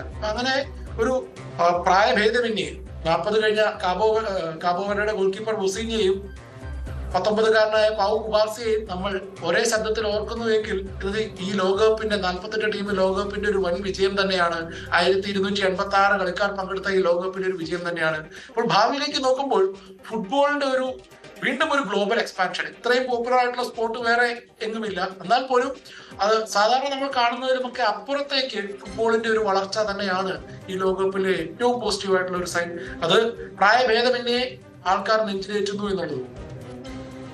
Right. Anyway thank you so much Joseph. കാരണം ഈ ലോകകപ്പിൽ ന്യൂസ് 18-നൊപ്പം എപ്പോഴും ചേർന്ന് നിന്നത് ജോസഫ് ജോർജാണ്. കൃത്യമായിട്ട് വിശകലനങ്ങളും അഭിപ്രായ പ്രകടനങ്ങളുമായപ്പോൾ ഇത്രയും നാളുകൾ നമ്മോടൊപ്പം നിന്നതിനും ഒരുപാട് സന്തോഷം. ഫുട്ബോളത്തിൽ ഇത്രയും നാൾ പങ്കുവച്ചതിലുള്ള സ്നേഹവും സന്തോഷവും അറിയിക്കുകയാണ് ജോസഫിനോടൊപ്പം. Thank you for the last time from the world cup desk. Thank you. Thank you news 18 team. It was a pleasure. Thank you so much. Thank you. അർജന്റീനയ്ക്കും ലയണൽ മെസ്സിക്കും വീണ്ടും കണ്ണീർ വേദിയായി മാറുകയാണ് ന്യൂജേഴ്സിയിലെ മെറ്റ്ലൈഫ് സ്റ്റേഡിയം. തുടർച്ചയായ രണ്ടാമത്തെ ഫൈനലാണ് മെസ്സിയും അർജന്റീനയും ആ മെറ്റ്ലൈഫിൽ തോൽക്കുന്നത്. 2016 കോപ്പ അമേരിക്ക ഫൈനലിൽ തോറ്റ ശേഷമായിരുന്നു അന്ന് മെസ്സിയുടെ ആ വിരമിക്കൽ പ്രഖ്യാപനം എന്നും ഓർക്കണം. കിരീടം നിലനിർത്താൻ വേണ്ടി മാത്രമായിരുന്നില്ല മെസ്സിയും സംഘവും ഇക്കുറി മെറ്റ്ലൈഫ് സ്റ്റേഡിയത്തിൽ ഇറങ്ങിയത്. 10 വർഷം മുൻപ് കോപ്പ അമേരിക്ക ടൂർണമെന്റിന്റെ ശതാബ്ദി പതിപ്പിന്റെ ഫൈനലിൽ തോറ്റുമടങ്ങിയ അർജന്റീന വീണ്ടും തോൽവിയുടെ കൈപ്പറിഞ്ഞു ന്യൂജേഴ്സിയിൽ. അന്ന് ഫൈനലിൽ തോറ്റതിനു പിന്നാലെ മെസ്സി വിരമിക്കൽ പ്രഖ്യാപനം നടത്തി. പിന്നീട് ആ തീരുമാനം തിരുത്തിയാണ് മെസ്സി തിരിച്ചെത്തിയതും ലോകവിജയം നേടിയതും. 4 അന്താരാഷ്ട്ര കിരീടങ്ങളാണ് മെസ്സി പിന്നീട് നേടിയത്. വീണ്ടും ലോകകപ്പിന്റെ ഫൈനലിൽ എത്തിയപ്പോൾ മെസ്സി കിരീടം നിലനിർത്തുമെന്ന് ആരാധകർ ഒന്നടങ്കം വിശ്വസിച്ചു.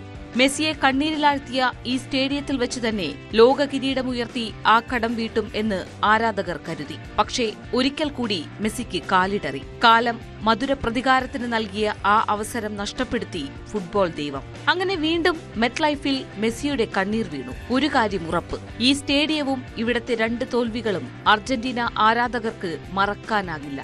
World cup desk, news 18. കരഞ്ഞുകൊണ്ടാണ് ലയണൽ മെസ്സി ഒപ്പം ലയണൽ സ്കലോണി രണ്ടുപേരും ആ മെറ്റ്ലൈഫ് സ്റ്റേഡിയത്തിൽ നിന്നും പോകുന്നത്. അതുപോലെ തന്നെ ലോകമെമ്പാടുമുള്ള അർജന്റീന ആരാധകർക്കും അത്ര സന്തോഷകരമായ ഒരു രാവല്ല കടന്നുപോയത്. പക്ഷേ സ്പെയിൻ അത് അർഹിച്ചിരുന്നു. സ്പെയിൻ ഈ ജയം ആഗ്രഹിച്ചിരുന്നു. അത് അവർ നേടിയെടുക്കുകയും ചെയ്തു. അവരുടെ യുവതലമുറ അതിൻ്റെ മുഴുവൻ ക്രെഡിറ്റും അർഹിക്കുന്നു. ഇനി സ്പാനിഷ് ഭരണമാണ് ഫുട്ബോൾ ലോകത്തിൽ. സ്പെയിൻ ഭരിക്കും. ഫുട്ബോളം ഇവിടെ പൂർണ്ണമാകുന്നു. വീണ്ടും രാവിലെയിൽ Ranjith Ramendran.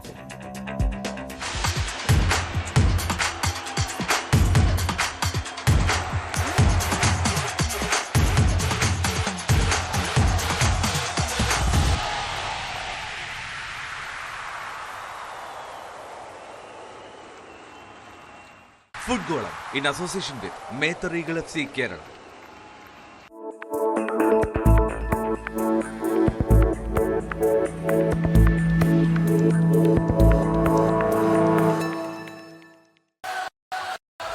Champions in the arena.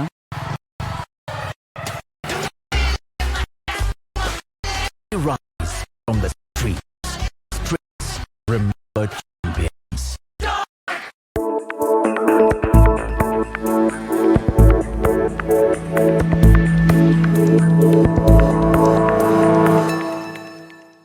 Indian സാമ്പത്തിക രംഗവും ഭരണനിർവഹണ സംവിധാനങ്ങളും ഡിജിറ്റൽ യുഗത്തിന്റെ അടുത്ത ഘട്ടത്തിലേക്ക് ചുവടുവെക്കുകയാണ്. ഓരോ ധനകാര്യ വർഷത്തിന്റെയും പകുതി അടയാളപ്പെടുത്തുന്ന ജൂലൈ മാസം സാധാരണയായി പുതിയ സാമ്പത്തിക അച്ചടക്കങ്ങളുടെയും പരിഷ്കാരങ്ങളുടെയും തുടക്കമാകാറുണ്ട്. ഈ വർഷവും അതിൽ ഒട്ടും കുറവല്ല. രാജ്യത്തെ സാധാരണക്കാരായ സാധാരണ പൗരന്മാർ മുതൽ വൻകിട നികുതിദായകർ വരെയും നിത്യേന UPI ഇടപാടുകൾ നടത്തുന്നവർ മുതൽ ഇന്ത്യൻ റെയിൽവേയിൽ യാത്ര ചെയ്യുന്നവർ വരെയും അറിഞ്ഞിരിക്കേണ്ട വിപ്ലവകരമായ നിരവധി മാറ്റങ്ങളാണ് ജൂലൈ 1 മുതൽ രാജ്യത്ത് പ്രാബല്യത്തിൽ വരുന്നത്. ചെയ്യുന്നത്. ഈ പരിഷ്കാരങ്ങൾ കേവലം ഒരു ചുവപ്പ് നാട മാറ്റമല്ല, മറിച്ച് രാജ്യത്തെ സാമ്പത്തിക വ്യവസ്ഥയിൽ സുതാര്യത ഉറപ്പാക്കാനും സാമ്പത്തിക തട്ടിപ്പുകൾ തടയാനും ലക്ഷ്യമിട്ടിട്ടുള്ള ദീർഘവീക്ഷണത്തോടെയുള്ള നീക്കങ്ങളാണ്. നമ്മുടെ പണമിടപാടുകളെയും ഔദ്യോഗിക രേഖകളെയും നേരിട്ട് സ്വാധീനിക്കുന്ന ഈ പുതിയ മാറ്റങ്ങളുടെ ആഴവും പരപ്പും നമുക്ക് വ്യക്തമായി മനസ്സിലാക്കാം.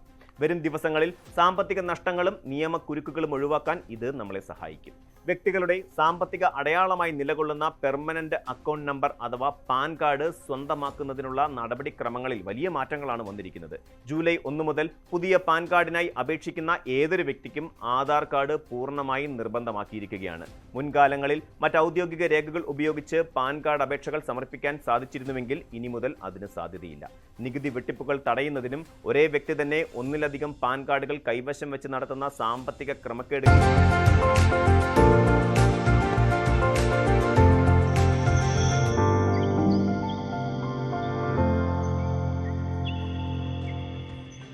അപ്പോൾ നമുക്ക് മറ്റു വാർത്തകളിലേക്കൊന്ന് പോകാം. വി എസിന്റെ ഓർമ്മക്കുറിപ്പുമായുള്ള വാരാന്ത്യ പതിപ്പ് ദേശാഭിമാനി ഇന്ന് പുറത്തിറങ്ങി. കള്ളൻ വിജയൻ എന്ന നാടക പ്രവർത്തകരെ കുറിച്ചുള്ള ലേഖനം വാരാന്ത്യ പതിപ്പിൽ ഇല്ല. 1-ാം പേജിലും അവസാന പേജിലും വി എസിന്റെ ഓർമ്മക്കുറിപ്പുകൾ തന്നെയാണുള്ളത്.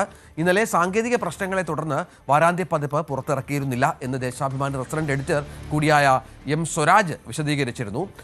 മുഴങ്ങുന്നിപ്പോഴും ആ കടലിരമ്പം എന്ന തലക്കെട്ടോടെയാണ് വി എസിന്റെ ഓർമ്മക്കുറിപ്പ് പ്രസിദ്ധീകരിച്ചിരിക്കുന്നത്. പി എസ് സി യോഗം ഇന്ന് ചേരുകയാണ്. പരീക്ഷാ മൂല്യനിർണ്ണയ പരാതിയിൽ ക്രൈംബ്രാഞ്ച് അന്വേഷണവും LDC പരീക്ഷ റദ്ദാക്കേണ്ടി വന്ന സംഭവവും PSCയെ പ്രതിസന്ധിയിലാക്കുന്നതിനിടയിലാണ് യോഗം.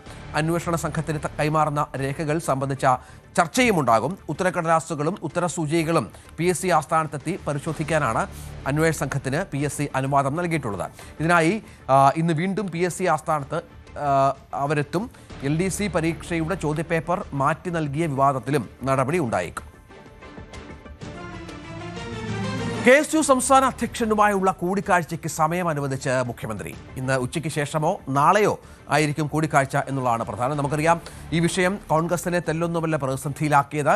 നിരവധി നേതാക്കൾ ഈ നിലപാടിനെതിരെ രംഗത്ത് വന്ന പശ്ചാത്തലമുണ്ടായിരുന്നു. KSUവിൽ തന്നെ അലോഷ്യസ് സേവ്യറിന് പിന്തുണ വർദ്ധിക്കുന്ന പശ്ചാത്തലമുണ്ടായിരുന്നു. ഏതായാലും തർക്ക വിഷയങ്ങൾ നേരിട്ട് മുഖ്യമന്ത്രിയുമായി ചർച്ച ചെയ്യാനാണ് ഇപ്പോൾ KSUവിൻ്റെ തീരുമാനം. KPCC അടക്കം ഈ വിഷയത്തിൽ ഇടപെട്ടു എന്നും മുഖ്യമന്ത്രിയോട് ഇത്തരമൊരു അവസരം ഒരുക്കണമെന്ന് ആവശ്യപ്പെട്ടു എന്നുമാണ് ലഭ്യമാകുന്ന സൂചന. അതനുസരിച്ചാണ് ഇപ്പോൾ മുഖ്യമന്ത്രി ഈ തീരുമാനത്തിലേക്ക് എത്തിയത് എന്നറിയുന്നു. തിരുവനന്തപുരം വെമ്പായത്ത് മദ്യപ സംഘങ്ങൾ ഏറ്റുമുട്ടി 2 പേർക്ക് ഗുരുതര പരിക്ക്. പരസ്പരം പെട്രോൾ ഒഴിച്ച് തീ കൊളുത്തി 5 പേർക്ക് പൊള്ളലുമേറ്റു. ബാറിന്റെ ഉൾഭാഗം ഭാഗികമായി കത്തുനശിച്ചു. ഇന്നലെ രാത്രി 9 മണിയോടെയാണ് സംഭവം. പൊള്ളലേറ്റ 5 പേരെ മെഡിക്കൽ കോളേജ് ആശുപത്രിയിൽ പ്രവേശിപ്പിച്ചു. തിരുവനന്തപുരം വെമ്പായത്തുള്ള ബാറിലാണ് കഴിഞ്ഞ രാത്രി 9 മണിയോടെ 2 സംഘങ്ങൾ തമ്മിൽ മദ്യപിച്ച് വാക്കുതർക്കമുണ്ടായത്. ഈ തർക്കം പിന്നീട് കയ്യാങ്കളിയിലേക്ക് മാറുകയായിരുന്നു. അതിനിടെയാണ് ഈ തർക്കത്തിൽ ഉൾപ്പെട്ട ഒരാൾ കൈവശം കരുതിയിരുന്ന പെട്രോൾ എടുത്ത് മറു സംഘത്തിന് നേരെ ഒഴിച്ചത്. 5 പേരുടെ ശരീരത്തിൽ പെട്രോൾ വീണു. ശേഷിച്ച പെട്രോൾ താഴെ ബാറിനുള്ളിലേക്കും പതിക്കുകയായിരുന്നു. പിന്നീട് തീ കൊളുത്തി അങ്ങനെ 5 പേർക്ക് പരിക്കേൽക്കുന്ന പൊള്ളലേൽക്കുന്ന സാഹചര്യമാണ് ഉണ്ടായത്. ഇവരെ ഉടൻ തന്നെ മെഡിക്കൽ കോളേജ് ആശുപത്രിയിലേക്ക് എത്തിച്ചിട്ടുണ്ട്. ഇതിൽ 2 പേരുടെ നില ഗുരുതരമാണ് എന്ന വിവരങ്ങളാണ് ഇപ്പോൾ ലഭിക്കുന്നത്. ബാറിൻ്റെ ഉൾവശത്തെ ഒരു ഭാഗവും ഏറെക്കുറെ കത്തിയ നിലയിലാണ്. ബാർ ജീവനക്കാരും പോലീസും ചേർന്നാണ് ഇവിടെ നിന്ന് ഈ തീ അണയ്ക്കുന്ന ഉൾപ്പെടെയുള്ള നടപടികൾ ഏകോപിപ്പിച്ചത്. എന്തായാലും വെഞ്ഞാറമൂട് CIയുടെ നേതൃത്വത്തിലുള്ള പോലീസ് സംഘം സംഭവത്തെക്കുറിച്ച് വിശദമായ അന്വേഷണം ആരംഭിച്ചിട്ടുണ്ട്. ഈ പരിക്കേറ്റവരുടെ നില, അതിൽ 2 പേരുടെ നില ഗുരുതരമാണെന്നുള്ള വിവരങ്ങൾ തന്നെയാണ് ഒടുവിൽ പോലീസിന്റെ ഭാഗത്തുനിന്ന് ഉൾപ്പെടെ ലഭിക്കുന്നത്. വെഞ്ഞാറമൂട് പോലീസ് സംഭവവുമായി ബന്ധപ്പെട്ട് വിശദമായ അന്വേഷണം നടത്തിക്കൊണ്ടിരിക്കുകയാണ്. നെന്മാറ ഇരട്ടക്കൊലക്കേസിൽ കുറ്റക്കാരനാണെന്ന് കോടതി കണ്ടെത്തിയ പ്രതി ചെന്താമരയ്ക്കുള്ള ശിക്ഷ ഇന്ന് വിധിക്കും. രാവിലെ 11 മണിക്ക് പാലക്കാട് ജില്ലാ അഡീഷണൽ സെഷൻസ് കോടതി 4 ജഡ്ജി കെന്നത്ത് ജോർജാണ് ശിക്ഷ വിധിക്കുക. കേസിൽ ചെന്താമര കുറ്റക്കാരനാണെന്ന് കഴിഞ്ഞ ആഴ്ച കോടതി കണ്ടെത്തിയിരുന്നു. ഇയാൾക്ക് വധശിക്ഷ തന്നെ നൽകണമെന്നാണ് പ്രോസിക്യൂഷന്റെ വാദം. എന്നാൽ പ്രായം കണക്കിലെടുത്ത് പരമാവധി ശിക്ഷ നൽകരുത് എന്നാണ് പ്രതിഭാഗം ആവശ്യപ്പെട്ടത്. CV അനുമോദ് ഉണ്ട്. അനുമോദ്, ചെന്താമരയുടെ വധശിക്ഷ ഉണ്ടാകുമെന്നുള്ള പ്രതീക്ഷയിലാണ് കൊല്ലപ്പെട്ടയാളുടെ കുടുംബാംഗങ്ങളടക്കം. ഇയാളെ പുറത്തിറക്കരുത് എന്ന ആവശ്യം അത് വളരെ പ്രധാനപ്പെട്ട ഒന്ന് തന്നെയാണ്. എന്താണ് മനസ്സിലാക്കേണ്ടത്? എപ്പോഴേക്കാണ് ശിക്ഷാവിധി ഉണ്ടാവുക? രഞ്ജിത്ത്, നാടിനെ നടുക്കിയ നെന്മാറ ഇരട്ടക്കൊലപാതക കേസിലെ പ്രതിയായിട്ടുള്ള ചെന്താമരയുടെ ശിക്ഷ ഇന്ന് രാവിലെ വിധിക്കും. 11 മണിക്ക് കോടതി ചേരുമ്പോൾ ആദ്യ കേസായിട്ട് തന്നെ ഇത് പരിഗണിക്കുമെന്നാണ് അറിയാനാകുന്നത്. നമുക്കറിയാം, നീണ്ട വാദ പ്രതിവാദങ്ങൾ നടന്നിട്ടുണ്ട്. കഴിഞ്ഞ ദിവസം ചെന്താമരയ്ക്ക് വധശിക്ഷ നൽകണമെന്ന് പ്രോസിക്യൂഷൻ ആവശ്യപ്പെടുമ്പോൾ പ്രായം കണക്കിലെടുത്ത് അത് നൽകരുത് എന്നൊരു വാദമാണ് പ്രതിഭാഗം ഉന്നയിച്ചത്. അതോടൊപ്പം തന്നെ ഇയാൾക്ക് അനുകൂലമായിട്ട് അല്ലെങ്കിൽ ഇയാൾക്ക് ഒരു മനോനിലയിൽ മാറ്റം വരും എന്ന തരത്തിലാണ് നിയമസഹായ സമിതിയുടെ റിപ്പോർട്ടൊക്കെ ഉള്ളത്. അത് തള്ളിക്കളയണമെന്നൊക്കെയാണ് പ്രോസിക്യൂഷൻ ഭാഗം വിശദീകരിച്ചിരിക്കുന്നത്. ഈ ശിക്ഷാവിധിക്ക് മുൻപ് നീണ്ട വാദപ്രതിവാദങ്ങൾ നടന്നിട്ടുണ്ട്. ഒരു തരത്തിലും ഇയാൾ മനപരിവർത്തനം വരാത്ത ആളാണെന്നും സമൂഹത്തിനും അതുപോലെ തന്നെ ഈ കൊല്ലപ്പെട്ട സുധാകരന്റെ കുടുംബത്തിനും വലിയ ഭീഷണിയാണെന്നും അതുകൊണ്ട് ഈ ഒരു ആസൂത്രിതമായ കൊലപാതകം അത് അപൂർവങ്ങളായി കണക്കിലെടുത്ത് പരമാവധി ശിക്ഷ നൽകണമെന്നുമാണ് പ്രോസിക്യൂഷൻ ആവശ്യപ്പെട്ടിട്ടുള്ളത്. ഈ ഒരു ഇതിനു മുൻപ് നടന്ന കൊലപാതകത്തിൽ ഇരട്ട ജീവപര്യന്തം അനുഭവിക്കുന്ന വ്യക്തി കൂടിയാണ് ചെന്താമര. ആ ഒരു കൊലപാതക കേസിൽ ജാമ്യത്തിൽ ഇറങ്ങിയ ശേഷമാണ് ഈ ഇരട്ട കൊലപാതകം നടത്തിയതെന്നും ഈ കേസിന്റെ ഗൗരവം വർദ്ധിപ്പിക്കുന്നത്. അങ്ങനെ വിവിധ കാരണങ്ങൾ ചൂണ്ടിക്കാണിച്ചാണ് പ്രോസിക്യൂഷൻ ഇതിൽ പരമാവധി ശിക്ഷ നൽകണമെന്ന് ആവശ്യപ്പെട്ടിരിക്കുന്നത്. അല്ലെങ്കിൽ ഇതുമായി ബന്ധപ്പെട്ട് പ്രോസിക്യൂഷൻ നിലപാട് പരമാവധി ശിക്ഷ എന്ന നിലപാട് കോടതി അംഗീകരിക്കുമോ ഇല്ലയോ എന്നൊക്കെ 11 മണിയോടെ അറിയാനാകും. അതാണെങ്കിലും ഈ കുടുംബത്തിന്റെ ഒരാവശ്യം ഇയാൾ ഇനി പുറത്തിറങ്ങരുത്, കാരണം എപ്പോൾ വേണമെങ്കിലും തങ്ങളുടെ ജീവന് അപകടമുണ്ട്, ഇയാൾ പുറത്തിറങ്ങിയാലെന്നാണ് കുടുംബം, സുധാകരന്റെ കുടുംബം, മക്കൾ ഒക്കെ തന്നെ കോടതി മുമ്പാകെയും ഒക്കെ ധരിപ്പിച്ചിട്ടുള്ളത്. അതൊക്കെ ഈ കോടതി കണക്കിലെടുക്കുമോ പരമാവധി ശിക്ഷ നൽകുമോ എന്നുള്ളതാണ് നമുക്കിനി കണ്ടെത്തേണ്ടത്. രഞ്ജിത്ത്. ശരി. 800ഓളം ജീവനക്കാരെ കൂട്ടത്തോടെ പിരിച്ചുവിട്ട കോറോ ഹെൽത്ത് അധികൃതരുമായി മന്ത്രി ബിന്ദു കൃഷ്ണ ഇന്ന് വീണ്ടും ചർച്ച നടത്തും. രാവിലെ സെക്രട്ടേറിയറ്റിലാണ് ചർച്ച. കഴിഞ്ഞ ചർച്ചയിൽ കമ്പനി അധികൃതരോട് നേരിട്ടെത്തി സ്ഥിതി അറിയിക്കാൻ തൊഴിൽ വകുപ്പ് ആവശ്യപ്പെട്ടിരുന്നു. കമ്പനിയിലെ 2 ഉദ്യോഗസ്ഥരാകും ചർച്ചയിൽ പങ്കെടുക്കുക എന്നാണ് ലഭിക്കുന്ന വിവരം. ഹൈക്കോടതി അടക്കം വിഷയത്തിൽ ഇടപെട്ടതോടെയാണ് കമ്പനി അധികൃതർ ചർച്ചയ്ക്ക് പങ്കെടുക്കാൻ സമ്മതം അറിയിച്ചത്. കൂടിക്കാഴ്ചയിൽ തീരുമാനമായില്ലെങ്കിൽ നിയമ നടപടിയിലേക്ക് കടക്കാനാകും സംസ്ഥാന സർക്കാരിൻ്റെ നീക്കം. പാർലമെന്റിന്റെ വർഷകാല സമ്മേളനത്തിന് ഇന്ന് തുടക്കം. ഇന്ന് തുടങ്ങി ഓഗസ്റ്റ് 13 വരെയാണ് പാർലമെന്റ് ചേരുക. FCRA ഭേദഗതി ബിൽ, വന്ദേമാതരത്തെ അപമാനിക്കുന്നവർക്ക് ജയിൽ ശിക്ഷ ഉറപ്പാക്കുന്ന ബിൽ എന്നിവയുൾപ്പെടെ 5-ലധികം സുപ്രധാന ബില്ലുകൾ സർക്കാർ ഈ സമ്മേളനത്തിൽ അവതരിപ്പിക്കും.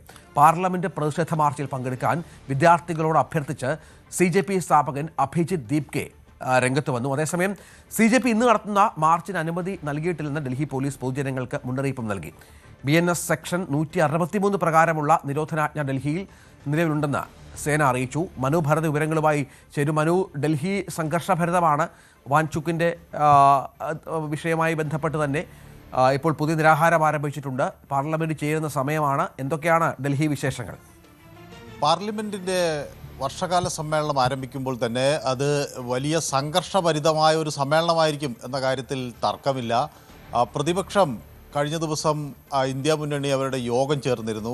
ഈ വർഷകാല സമ്മേളനത്തിൽ സ്വീകരിക്കേണ്ട നയങ്ങളും തന്ത്രങ്ങളുമൊക്കെ അവർ ഇന്നലെ ചർച്ച ചെയ്തിരുന്നു. അതോടൊപ്പം തന്നെ മല്ലികാർജ്ജുൻ ഖർഗെയും മറ്റ് മുതിർന്ന നേതാക്കളുമൊക്കെ കൂടിക്കാഴ്ച നടത്തുകയും ഒക്കെ ചെയ്തിരുന്നു. അപ്പോൾ പ്രതിപക്ഷം ശക്തമായ പ്രതിഷേധം പാർലമെൻറ്റിൽ ഉയർത്തും എന്ന് വ്യക്തമാണ്. ഏതായാലും ഇന്ന് വർഷകാല സമ്മേളനം ആരംഭിക്കുന്നു. 6 സുപ്രധാന ബില്ലുകൾ പാർലമെൻറ്റിന് മുന്നിൽ വരും. അതിൽ ഏറ്റവും പ്രധാനപ്പെട്ടത് രഞ്ജിത്ത് സൂചിപ്പിച്ചതുപോലെ ഈ വന്ദേമാതരത്തെ അപമാനിക്കുന്നത് തടയാൻ വേണ്ടിയുള്ള ഒരു പ്രത്യേക ബില്ലാണ്. അതുപോലെ കേരളം വലിയ തോതിൽ ചർച്ച ചെയ്തിട്ടുള്ള FCRAയും ബില്ലും അമെൻമെൻറ്റ് ബില്ലും ഈ സമ്മേളനത്തിനിടയിൽ വരും.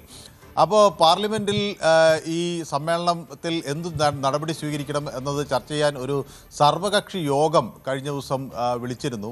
സർവകക്ഷി യോഗം രാജ്നാഥ് സിംഗിൻ്റെ നേതൃത്വത്തിലാണ് വിളിച്ചു ചേർത്തത്. പക്ഷേ അതിൽ തൃണമൂലിൽ നിന്ന് വിട്ടുപോയ അംഗങ്ങൾ അവർ ചേർന്ന പാർട്ടി അവരെ കൂടി ഉൾപ്പെടുത്തിയത് വലിയ വിവാദങ്ങൾക്ക് വഴിതെച്ചു. അതിൽ പ്രതിഷേധം രേഖപ്പെടുത്തി ആ സർവകക്ഷി സമ്മേളനത്തിൽ നിന്ന് ഇന്ത്യ മുന്നണി അംഗങ്ങൾ ഇറങ്ങിപ്പോകുന്നൊരു സാഹചര്യം ഉണ്ടാവുകയും ഒക്കെ ചെയ്തു.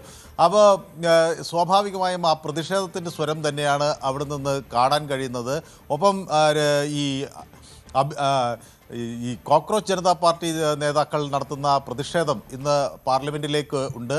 ഡൽഹിയിലും സമീപ പ്രദേശങ്ങളിലുമൊക്കെ ന്യൂഡൽഹിയിലെ ഈ പാർലമെൻറ്റും സമീപ പ്രദേശങ്ങളിലുമൊക്കെ നിരോധനാജ്ഞ പ്രഖ്യാപിച്ചിട്ടുണ്ട്. പോലീസ് ഈ മാർച്ചിന് യാതൊരു തരത്തിലുള്ള അംഗീകാരവും നൽകിയിട്ടില്ല, അതിനുള്ള അനുമതി നൽകിയിട്ടില്ല എന്ന് വ്യക്തമാക്കുന്നു. ജനങ്ങൾക്ക് ഇത് സംബന്ധിച്ചുള്ള മുന്നറിയിപ്പും നൽകുന്നു. അതേസമയം അഭിജിത്ത് ദീപ്കെ തൻ്റെ ട്വിറ്റർ പേജിലൂടെ എല്ലാവരും 9 മണിക്ക് ജന്തർ മന്ദറിൽ എത്തണം, ഇതൊരു പ്രതിഷേധമായി പാർലമെൻറ്റിലേക്ക് മാർച്ച് നടത്തും എന്ന് അറിയിച്ചിട്ടുണ്ട്. ഏതായാലും മാർച്ച് സമാധാനപൂർവ്വമായിരിക്കും എന്ന് അഭിജിത്ത് ദീപ്കെ എടുത്തു പറയുന്നുണ്ട്. അതുകൊണ്ട് തന്നെ മാർച്ചിൽ പങ്കെടുക്കാൻ എത്തുന്നവർ പൂക്കളോ അതുപോലെ ഭരണഘടനയുടെ ഒരു പകർപ്പോ അല്ലെങ്കിൽ ഗാന്ധിജിയുടെ പടമോ അംബേദ്കറുടെ ചിത്രങ്ങളോ ഒക്കെ ആയിട്ട് വരണം. സമാധാനപരമായ ഒരു പ്രതിഷേധം എന്ന തരത്തിലാണ് ഇത് ഉദ്ദേശിക്കുന്നത് എന്ന് അഭിജിത്ത് ദീപ്കെ വ്യക്തമാക്കുകയും ചെയ്തിട്ടുണ്ട്. അപ്പോൾ ഇനി ഈ 19 വരെയുള്ള ദിവസങ്ങൾ സംഘർഷവും അതുപോലെ രാഷ്ട്രീയ നാടകങ്ങൾക്കുമൊക്കെ വേദിയാകും എന്ന കാര്യത്തിൽ തർക്കമില്ല. മനു ഭാരത് വിവരങ്ങൾ പങ്കുവച്ചു. അയോധ്യ സംഭാവന മോഷണ കേസിൽ സ്വതന്ത്ര അന്വേഷണം ആവശ്യപ്പെട്ടുള്ള വിവിധ ഹർജികൾ ഇന്ന് സുപ്രീം കോടതി പരിഗണിക്കും. ചീഫ് ജസ്റ്റിസ് സൂര്യകാന്ത് അധ്യക്ഷനായ 3-അംഗ ബെഞ്ചാണ് ഇതുമായി ബന്ധപ്പെട്ടുള്ള ഹർജികൾ പരിഗണിക്കുന്നത്. SITയുടെ ഇടക്കാല റിപ്പോർട്ടും സുപ്രീം കോടതി പരിശോധിക്കും. മുദ്രവെച്ച കവറിൽ ഇന്നലെയാണ് ഇടക്കാല റിപ്പോർട്ട് SIT കൈമാറിയത്. CBI അന്വേഷണം ആവശ്യപ്പെട്ടാണ് ഹർജി. തുടർച്ചയായ 9-ാം രാത്രിയിലും ഇറാനെതിരെ വ്യോമാക്രമണങ്ങൾ നടത്തിയതായി US സെൻട്രൽ കമാൻഡ്. ഇറാനിയൻ ഡ്രോണിലെ സ്ഫോടക വസ്തു നിർവീര്യമാക്കുന്നതിനിടെ പൊട്ടിത്തെറിച്ചതിനെ തുടർന്ന് വടക്കൻ ഇറാഖിൽ ഒരു US സൈനികൻ മരിച്ചു. നിർമ്മാണത്തിലിരിക്കുന്ന ഡാർഖോവിൻ ആണവ നിലയത്തിൽ 1-ലധികം പ്രൊജക്ടൈലുകൾ പതിച്ചതായി ഇറാനിയൻ ആണവ ഏജൻസി അറിയിച്ചു. മനു വിവരങ്ങൾ പങ്കുവെക്കും. മനു, ആക്രമണം അവസാനിക്കുന്നില്ല. യുദ്ധസമാനമായ സാഹചര്യത്തിലേക്ക് പരസ്പര യുദ്ധമെന്ന രീതിയിൽ ഇപ്പോൾ കാര്യങ്ങൾ പോവുകയാണ്. ആണവ നിലയത്തെ ആക്രമിക്കുക എന്ന് പറയുമ്പോൾ അതിൻ്റെ വ്യാപ്തി ഒട്ടും ചെറുതല്ല. ഇറാനിൽ വ്യാപകമായ നാശനഷ്ടമുണ്ടായോ? ഇനിയും വരും ദിവസങ്ങളിൽ ശക്തമായ ആക്രമണം ഉണ്ടാകുമെന്ന മുന്നറിയിപ്പ് തന്നെയാണ് അമേരിക്ക നൽകുന്നത്. പ്രത്യേകിച്ച് ഒരു US സൈനികൻ കൂടി മരിച്ചൊരു സാഹചര്യത്തിൽ അതിന് ഒരു പ്രതികാരം ചെയ്യും എന്ന തരത്തിൽ ഒക്കെയുള്ള പ്രതികരണങ്ങൾ സെൻട്രൽ കമാൻഡിൽ നിന്ന് വരുന്നു. അവരോടുള്ള അവരുടെ അഭിമാനത്തിൻ്റെ ഒരു പ്രശ്നമെന്ന നിലയിൽ അവരോടുള്ള ഒരു ആദരസൂചകമായി ഈ മരിച്ച US സൈനികരോടുള്ള ആദരസൂചകമായി ആണ് തുടർ ആക്രമണങ്ങൾ ഉണ്ടാകുക എന്ന് വ്യക്തമാകുന്നു. ഏതായാലും രഞ്ജിത്ത് ചോദിച്ചതുപോലെ ഈ 5 പ്രധാന നഗരങ്ങളിൽ നിന്നാണ്, ഇറാനിയൻ സിറ്റീസിൽ നിന്നാണ് ഇപ്പോൾ നമുക്ക് അവിടെ സ്ഫോടനം നടക്കുന്നതിൻ്റെ വിവരങ്ങൾ വരുന്നത്. തബ്രിസ് ആണ് അതിൽ ഏറ്റവും സുപ്രധാനം. അതുകൂടാതെ 2 സുപ്രധാന പോർട്ടുകളിലേക്കും ആക്രമണം നടന്നു എന്ന് പറയുന്നുണ്ട്. അപ്പോൾ ഈ US സെൻട്രൽ കമാൻഡ് പുതിയ ഒരു പുതിയ ആക്രമണ തരംഗം അഴിച്ചുവിടുന്നു എന്ന് വ്യക്തമാക്കുകയും ചെയ്തതിന് പിന്നാലെയാണ് ഈ ശബ്ദങ്ങൾ അവിടെ നിന്ന് കേൾക്കാൻ കഴിഞ്ഞിട്ടുള്ളത്. അപ്പോൾ മാത്രമല്ല, ഒരു അമേരിക്കൻ സൈനികൻ, നേരത്തെ ഞാൻ സൂചിപ്പിച്ച പോലെ ഒരു അമേരിക്കൻ സൈനികൻ കൊല്ലപ്പെട്ടിട്ടുണ്ട്. അത് അമേരിക്കൻ സെൻട്രൽ കമാൻഡ് വ്യക്തമാക്കുന്നത് അത് ഇറാനിൻ്റെ ഒരു ഡ്രോൺ പിടിച്ചെടുത്തു, അതിലെ സ്ഫോടക വസ്തുക്കൾ നിർവീര്യമാക്കുന്ന ഘട്ടത്തിൽ അത് പൊട്ടിത്തെറിക്കുകയാണ് ഉണ്ടായത്. അങ്ങനെയാണ് ഒരു സൈനികൻ മരിച്ചത്. അത് ജൂലൈ 18-നാണ് മരിച്ചതെന്നും അവർ വ്യക്തമാക്കുന്നുണ്ട്. പക്ഷേ ആ മരിച്ച സൈനികൻ്റെ പേരോ മറ്റ് വിവരങ്ങളോ ഒന്നും അമേരിക്ക പുറത്തുവിട്ടിട്ടില്ല. വരും ദിവസങ്ങളിലും ശക്തമായ ആക്രമണം ഉണ്ടാകും എന്നാണ് പറയുന്നത്. അതോടൊപ്പം ഈ ഹോർമുസ് കടലിടുക്കിലെ സാഹചര്യങ്ങൾ കൂടുതൽ സങ്കീർണമാകുന്നു എന്ന വിവരങ്ങൾ വരുന്നു. 6 കപ്പലുകളെ ദിശ മാറ്റി പോകാൻ അമേരിക്ക ആവശ്യപ്പെട്ടു എന്ന് അവരുടെ സെൻട്രൽ കമാൻഡ് വ്യക്തമാക്കുന്നുണ്ട്. കാരണം ഈ കപ്പലുകൾക്ക് നേരെ ഇറാൻ്റെ ആക്രമണം ഉണ്ടായി എന്നാണ് അവർ വ്യക്തമാക്കുന്നത്. അപ്പോൾ ഹോർമുസിൽ ആ പ്രശ്നം നിലനിൽക്കുന്നു. അതോടൊപ്പം തന്നെ എണ്ണവില വർദ്ധിക്കുന്നതിൻ്റെ ഒരു സാഹചര്യം നമുക്ക് 3% ഇപ്പോൾ എണ്ണവില വർദ്ധിച്ചിരിക്കുന്നത്. $90.85 ബ്രെൻഡിൻ്റെ വില കയറിയിരിക്കുന്നത്. ക്രൂഡ് ഓയിൽ ആകട്ടെ $85.05 കയറിയിരിക്കുന്നു. ശരി, മനു ഭരതാണ് വിവരങ്ങൾ പങ്കുവച്ചത്. യൂട്യൂബർ തൊപ്പിയുടെ മുൻകൂർ ജാമ്യാപേക്ഷ ഇന്ന് കോടതി പരിഗണിക്കും. അശ്ലീല ദൃശ്യം പ്രചരിപ്പിച്ച കേസിലാണ് നടപടി. എറണാകുളം സെഷൻസ് കോടതിയാണ് ജാമ്യാപേക്ഷ പരിഗണിക്കുന്നത്. തൊപ്പിയുടെ മുൻകൂർ ജാമ്യാപേക്ഷ പോലീസ് ശക്തമായി എതിർക്കുമെന്നാണ് വിവരം. നവമി ദിനേശ് വിവരങ്ങൾ പങ്കുവെക്കും. നവമി, ഇപ്പോൾ തൊപ്പി ഒളിവിലാണ് എന്നാണ് മനസ്സിലാക്കേണ്ടത്. ഇയാൾക്കായി ലുക്കൌട്ട് നോട്ടീസൊക്കെ പുറത്തിറക്കിയിട്ടുണ്ട്. പോലീസിന്റെ ഇപ്പോഴത്തെ നിലപാട് എന്താണ് ഈ വിഷയത്തിൽ? ഇയാളെ കണ്ടെത്താനുള്ള ശ്രമങ്ങൾ ഊർജിതമാണോ?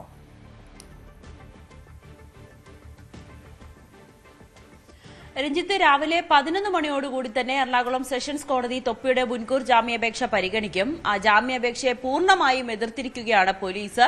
തൊപ്പിക്കെതിരായിട്ടുള്ള ചുമത്തിയിരിക്കുന്ന വകുപ്പുകളെല്ലാം തന്നെ ഗുരുതരമാണ്. തൊപ്പിക്കെതിരായിട്ടുള്ള തെളിവുകൾ, ശക്തമായിട്ടുള്ള തെളിവുകളുണ്ട്. കണ്ടെത്തലുകളൊക്കെ വളരെ ഗൗരവത്തോടുകൂടി തന്നെയാണ് കണക്കാക്കണമെന്നാണ് കോടതിയിൽ സമർപ്പിച്ചിരിക്കുന്ന റിപ്പോർട്ടിൽ പോലീസ് അറിയിച്ചിരിക്കുന്നത്. എന്തായാലും തൊപ്പി ഇപ്പോഴും ഒളിവിൽ തന്നെയാണ്. രഞ്ജിത്ത് ചോദിച്ചതുപോലെ ഈ പോലീസ് ഊർജിതമായി തന്നെ തൊപ്പിയുടെ പിന്നാലെ ഉണ്ടെന്ന് പറയുന്നു. പക്ഷേ തൊപ്പി എവിടെയാണെന്ന് പോലും പോലീസിന് കണ്ടെത്താൻ കഴിഞ്ഞിട്ടില്ല. ചിലപ്പോൾ ഈ മുൻകൂർ ജാമ്യാപേക്ഷയിൽ വിധി വന്നതിന് ശേഷം തൊപ്പിയെ പിടികൂടാനായിരിക്കും പോലീസിന്റെ തീരുമാനം. എന്തായാലും ഇന്ന് അതിലൊരു തീരുമാനമുണ്ടാകും.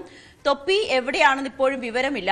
കണ്ണൂർ, മലപ്പുറം ഭാഗങ്ങളിലൊക്കെ ഉണ്ട്. അതായത് തൊപ്പിയുടെ നാട്ടിലോ അല്ലെങ്കിൽ ആ പരിസര പ്രദേശങ്ങളിലെ സുഹൃത്തുക്കളുടെ വീട്ടിലൊക്കെ ഉണ്ടാകുമെന്നൊരു നിഗമനമാണ് പോലീസിലുള്ളത്. പക്ഷേ പോലീസ് അത് സ്ഥിരീകരിക്കുന്നില്ല. എന്തായാലും ഇന്ന് രാവിലെ 11 മണിയോടുകൂടി ഹർജി പരിഗണിക്കും.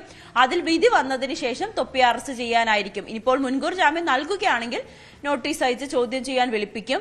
അത് ഇപ്പോൾ മുൻകൂർ ജാമ്യം നിഷേധിക്കുകയാണെങ്കിൽ നേരെ അറസ്റ്റിലേക്ക് തന്നെയായിരിക്കും പോലീസ് കടക്കുക. നവമി ദിനേശാണ് വിവരങ്ങൾ പങ്കുവച്ചത്. ഭാരതീയ വിദ്യാഭവൻ തിരുവനന്തപുരം മൺവിളയിൽ സംഘടിപ്പിച്ച മോഡൽ യുണൈറ്റഡ് നേഷൻസ് ശ്രദ്ധേയമായി.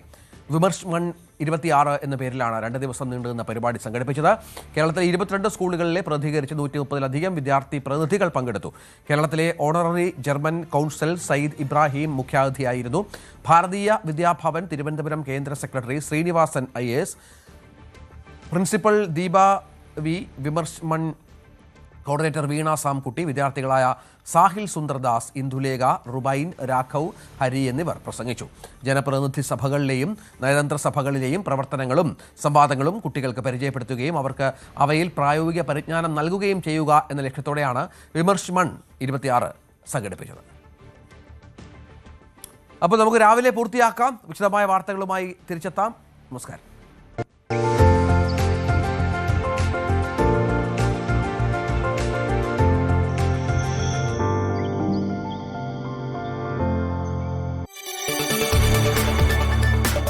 കൂടുതൽ വാർത്തകൾക്ക് news 18 Keralam YouTube channel subscribe ചെയ്യുക.